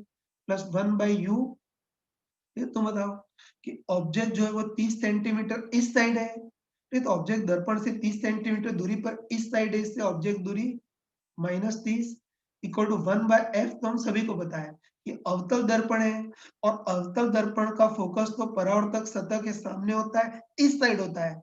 और बताओ फोकस इस साइड है, इससे फोकस दूरी -20 लिखेंगे। बस अब इसको सॉल्व कर सकते हो ना? मैं कैलकुलेशन को अलग से कर लेता हूँ। तो क्या बन गया है 1/v - 1/30 = 1/20। इसको उधर ट्रांसफर करेंगे तो 1/v इक्वल टू 1/20, सॉरी यार ये माइनस भी है, इसको उधर ट्रांसफर करेंगे, क्या हो रहा है, हाँ उधर ट्रांसफर करेंगे तो 1/v इक्वल टू -1/20 प्लस 1/30, इसमें लघुत्तम क्या आएगा 60 लघुत्तम, तो इधर कितना आ गया -3 और इधर +2, तो -1/60। बताओ 1/v इक्वल टू -1/60, तो v इक्वल टू -60 सेंटीमीटर। तो कैलकुलेशन तुम खुद कर सकते हो, है ना। तो सॉल्व करेंगे तो v इक्वल टू -60 सेंटीमीटर आ गया। तो तुम आराम से बताओ कि इमेज दूरी -60 है ना, बताओ इमेज दूरी नेगेटिव आ रही है, इमेज दूरी नेगेटिव आ रही है मतलब इमेज भी इस साइड बनेगी, है ना। तो इमेज दूरी नेगेटिव आ रही है मतलब इमेज इस साइड बनेगी, और कितनी दूरी बनेगी इससे 60 सेंटीमीटर दूरी पर यहाँ बनेगी, मतलब इमेज इधर बनेगी, है। तो गलती मत करना, इमेज दूरी -60 है, माइनस मतलब इमेज इस साइड बनेगी और 60 सेंटीमीटर दूरी पर बनेगी मतलब इमेज इधर बनेगी। अब चलो तुम कॉन्फिडेंटली बताओ कि इमेज इधर बन रही है तो वास्तविक होगी या आभासी, बताओ वास्तविक होगी, ये तुम खुद बताओ। तुम खुद बताओ कि ऑब्जेक्ट से ऐसी किरणें निकलेंगी, फिर ये दर्पण से परावर्तित होंगी और परावर्तित होकर के पीछे ही जाएंगी ना, कोई दर्पण को चीर करके आगे थोड़ी जा सकती हैं, तो हमको पता है कि ऑब्जेक्ट से किरणें निकलेंगी, दर्पण से परावर्तित होंगी और परावर्तित होकर के ऑब्जेक्ट से पीछे जाएंगी ना, तो यहाँ किरणें वास्तव में मिलेंगी, है। तो यहाँ किरणें वास्तव में मिलेंगी मतलब इस बार इमेज वास्तविक होगी, ऐसे बोल सकते हैं। तो ये तुम अच्छे ध्यान रखना कि इमेज वास्तविक होगी या आभासी, उसके लिए फालतू वी के चिन्ह पे मत जाना, ध्यान रखना। इमेज वास्तविक होगी या आभासी, उसका बस एक ही कंसेप्ट है कि जहां किरणें पहुंच सकती हैं वहां अगर इमेज बन रही है तो एक्चुअली बन रही होगी, वास्तविक होगी, और जहां किरणें नहीं पहुंच सकती वहां अगर इमेज बन रही है तो फिर वास्तव में बन नहीं रही होगी, बनती हुई प्रतीत हो रही होगी, इससे आभासी होगी। बस तुम बताओ कि किरणें दर्पण में टकराएंगी, परावर्तित होंगी और परावर्तित होकर पीछे जाएंगी ना, तो यहाँ तो किरणें पहुंच सकती हैं, वहां इमेज बन रही है तो वास्तविक बनेगी। लेकिन अगर सॉल्व करने पर अगर इमेज यहाँ बनती तो तुम बताओ कि किरणें दर्पण को चीर करके पीछे तो नहीं पहुंच सकती है ना, तो अगर इमेज यहाँ आती तो हम समझते हैं कि किरणें यहाँ पहुंच नहीं सकती ना, जहाँ किरणें नहीं पहुंच सकती वहां इमेज बन रही है तो इस बार आभासी होगी, ठीक है। बाकी इस बार तो इस बार तो इमेज वास्तविक ही होगी, ठीक है। तो ये इमेज की दूरी आ गई, ठीक। अब हमको पूछा है कि ऑब्जेक्ट की ऊंचाई 10 मिलीमीटर है तो इमेज की ऊंचाई कितनी होगी वो देखना है। ये तो वैसे तो कोई स्मार्ट पर्सन तो डायरेक्ट कर सकता है, मैंने चमका कर बताया था, है ना, मैंने क्लियरली बताया था कि इमेज की ऊंचाई निकालनी हो तो उसके लिए आवर्धन वाले फॉर्मूले को कष्ट देने की जरूरत नहीं है, तो इसको डायरेक्ट कर सकते हैं। बस तुम देखते ही बताओ सॉरी, तुम देखते ही बताओ कि ऑब्जेक्ट की दूरी 30 सेंटीमीटर है और इमेज की दूरी 60 सेंटीमीटर है, तो तुम देखते ही बताओ कि इस बार ऑब्जेक्ट की तुलना में इमेज की दूरी डबल है, बस ऑब्जेक्ट की तुलना में इमेज की दूरी डबल है, तो समानुपाती रूप से ऑब्जेक्ट की तुलना में इमेज की ऊंचाई भी डबल होगी, है। तो ध्यान रखना डायरेक्ट कर सकते हैं, है ना, कि वही ऑब्जेक्ट दूरी 30 इमेज दूरी 60, तो ऑब्जेक्ट की तुलना में इमेज की दूरी डबल है, तो समानुपाती रूप से ऑब्जेक्ट की तुलना में इमेज की ऊंचाई भी डबल होगी। तो बता ऑब्जेक्ट की ऊंचाई 10 मिलीमीटर है तो इमेज की ऊंचाई 10 मिलीमीटर का डबल मतलब 20 मिलीमीटर होगी। वास्तविक होगी आभासी होगी वो तो कोई छोटा बच्चा ही बता सकता है, ये तुम खुद बताओ कि किरणें परावर्तित होकर के इधर ही जाएंगी ना, तो इधर तो किरणें मिलेंगी मतलब इमेज वास्तविक होगी, और तुमको चमका कर बताया था कि दर्पण या लेंस के केस में इमेज वास्तविक होगी तो उल्टी होगी, तो बस पक्का पता चल गया कि इमेज की ऊंचाई तो 20 मिलीमीटर होगी और इमेज वास्तविक है मतलब निश्चित रूप से उल्टी होगी। ये लिख भी दिया है कि ऑब्जेक्ट की तुलना में इमेज की दूरी 2 गुना है तो समानुपाती रूप से ऑब्जेक्ट की तुलना में इमेज की ऊंचाई भी 2 गुना, ऑब्जेक्ट की ऊंचाई 10 तो इमेज की ऊंचाई 20 गुना, सॉरी, ऑब्जेक्ट की ऊंचाई 10 तो इमेज की ऊंचाई 20 मिलीमीटर, और वास्तविक होगी तो उल्टी बनेगी, ऐसे डायरेक्ट ही करेंगे। लेकिन चलो एक बार गधों टाइप से फॉर्मूले से भी कर लेते हैं, है ना। तुम चाहो तो मूर्खों टाइप से फॉर्मूले से भी कर सकते हो। तो हमको पता है कि ऑब्जेक्ट की तुलना में इमेज की ऊंचाई जितना गुना होती है उसको आवर्धन बोलते हैं, और गोली दर्पण के केस में आवर्धन बेसिकली क्या होता है -v/u। तो चिन्ह के साथ इनके मान रखेंगे तो -v, तो इमेज दूरी चिन्ह के साथ -60 ओपन u, ऑब्जेक्ट दूरी चिन्ह के साथ -30 है, तो ये कितना आ गया +2, तो आवर्धन +2 आ गया, है ना। तो आवर्धन है +2 आ गया। बस तुम आराम से बताओ कि एक तो आवर्धन, मैं क्या कर रहा हूँ, सॉरी गलती कर दी यार, सॉरी, तो इसको सॉल्व करेंगे तो कितना आएगा? माइनस माइनस तो कैंसल हो जाएगा लेकिन ये बचेगा ना, तो सॉल्व करेंगे तो आवर्धन कितना आएगा? -2 आएगा। बस देखते बताओ कि आवर्धन नेगेटिव है मतलब इमेज उल्टी बनेगी, ऑब्जेक्ट मुख्य अक्ष के ऊपर है तो इमेज मुख्य अक्ष के नीचे बनेगी और आवर्धन का परिमाण 2 है मतलब ऑब्जेक्ट की तुलना में इमेज की ऊंचाई डबल होगी, ऑब्जेक्ट की 10 तो इमेज की 20 मिलीमीटर। तो ये सब कर सकते हो। अब आगे हम नेक्स्ट क्लास में करेंगे।